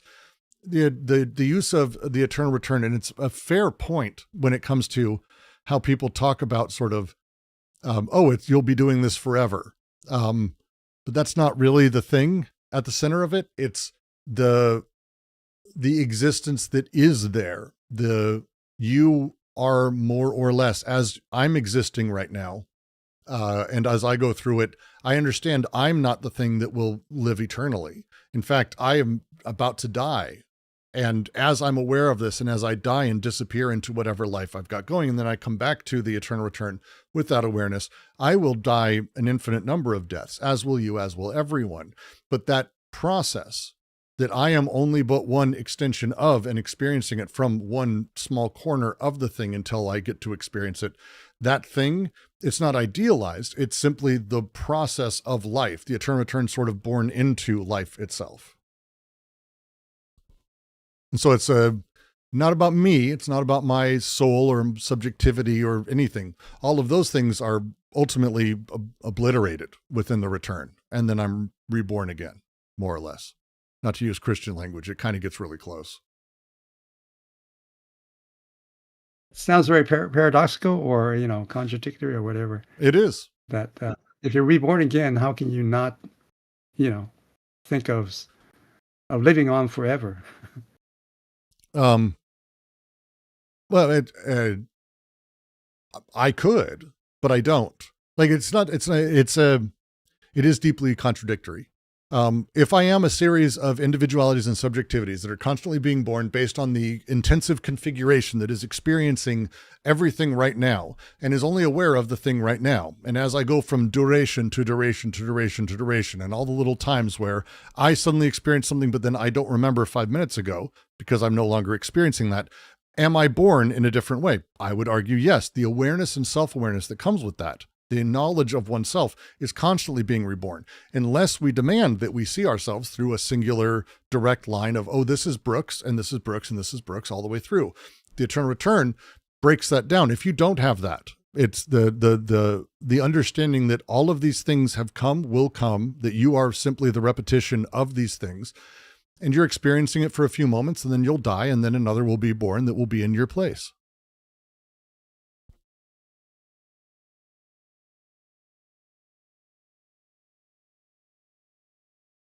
And that was Heidegger's critique of Nietzsche as the last metaphysician was sort of based on Nietzsche's notion of eternity in relation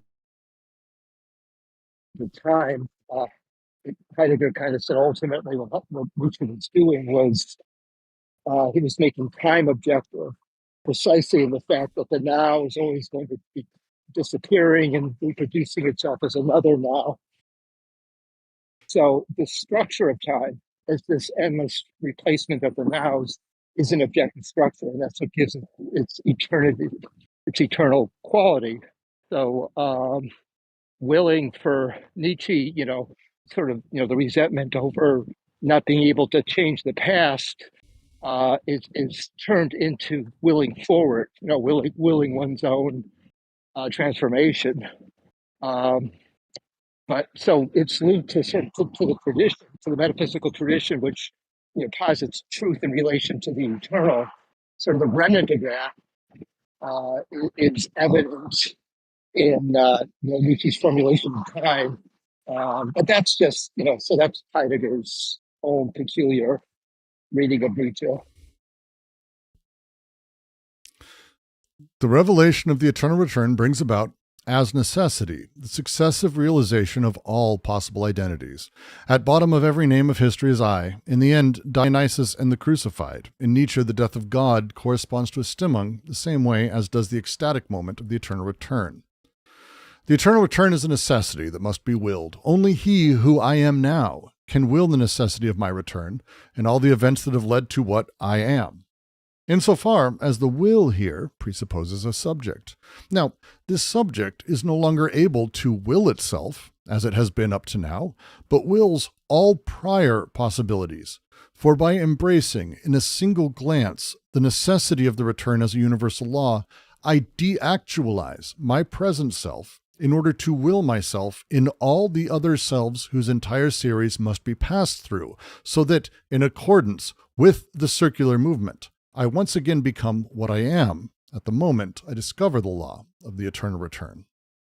At the moment the eternal return is revealed to me, I cease to be myself here and now, and am susceptible to becoming innumerable others. Knowing that I shall forget this revelation once I am outside the memory of myself, this forgetting forms the object of my present willing, for such a forgetting would amount to a memory outside my own limits, and my present consciousness will be established only in the forgetting of my other possible identities. What is this memory? It is the necessary circular movement to which I abandon myself, freeing myself from myself.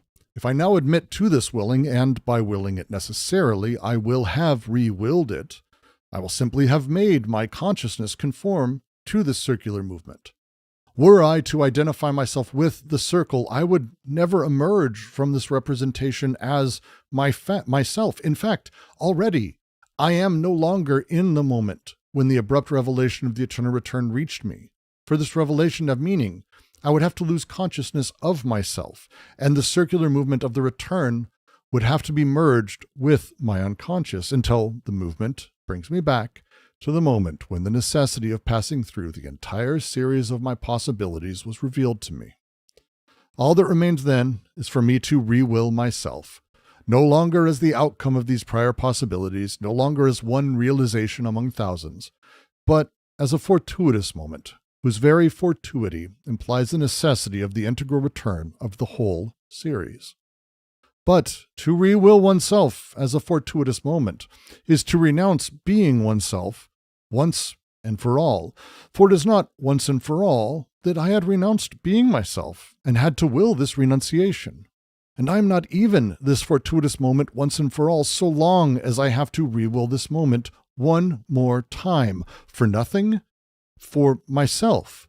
Nothing here is the circle once and for all. It is a sign for everything that has happened, for everything that is happening, and for everything that will ever happen in the world. So eternal has a very different meaning there. God, it's so good, though. God, I love Klossowski. But I'm going to have to think about that one, JK. That's a fun... I will have a better answer next week. I'll have a better answer next week, I think, because that's a fun question.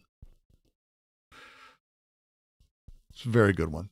I am fucking fried though. How's everyone else doing? Anyone else fucking fried right now? No? Yes? Maybe? Personally? Maybe? That's 3.5. Fuck that. 3.5 hours? What the fuck, man? Fuck that. Jesus. Oh, Lone, thank you very much for the 10. I haven't been able to listen much less far, but glad the party's still going. Not sure I'd call it a party, but Jesus, what a thing. Thank all of you for joining. We will next week be continuing from, let me go back to it if I can remember where we were. Let's see. There's 6, so we're not back terribly far. Boop, boop, boop, boop, boop, boop, boop. Yep. I think that's it. I think that's where it was. Yeah. Here. Page 113. Excess force and spirituality setting itself new goals. And we continue with Klossowski. It'll be great. It'll be great. I look forward to it next Thursday. I'll be streaming this weekend. I'll be holding an office hours probably this weekend for a few hours. I'll be putting that in the events. It'll be like 2-3 hours of me sitting there and people can ask questions and we'll work through things even if I don't know stuff because that's fun. If I do know stuff, it'll be nice and fun too. I'll be watching for that. Otherwise, of course, you can always join us live as you heard everyone, all these wonderful people, discord.gg/DGQC. Also, you can support patreon.com/DGQC. $5 a month goes a long way. If you can afford a cup of coffee, if you can't, that's great. Still come, join, yell at us. Always fun. Always, always, always fun. And with that, I'm going to get the fuck out and be done here. See you all soon enough. Thanks, Brooks. We should be clear in theory if I know what I'm doing, but I may not. So there it is and out. That was a decent delay. Jeez, it was like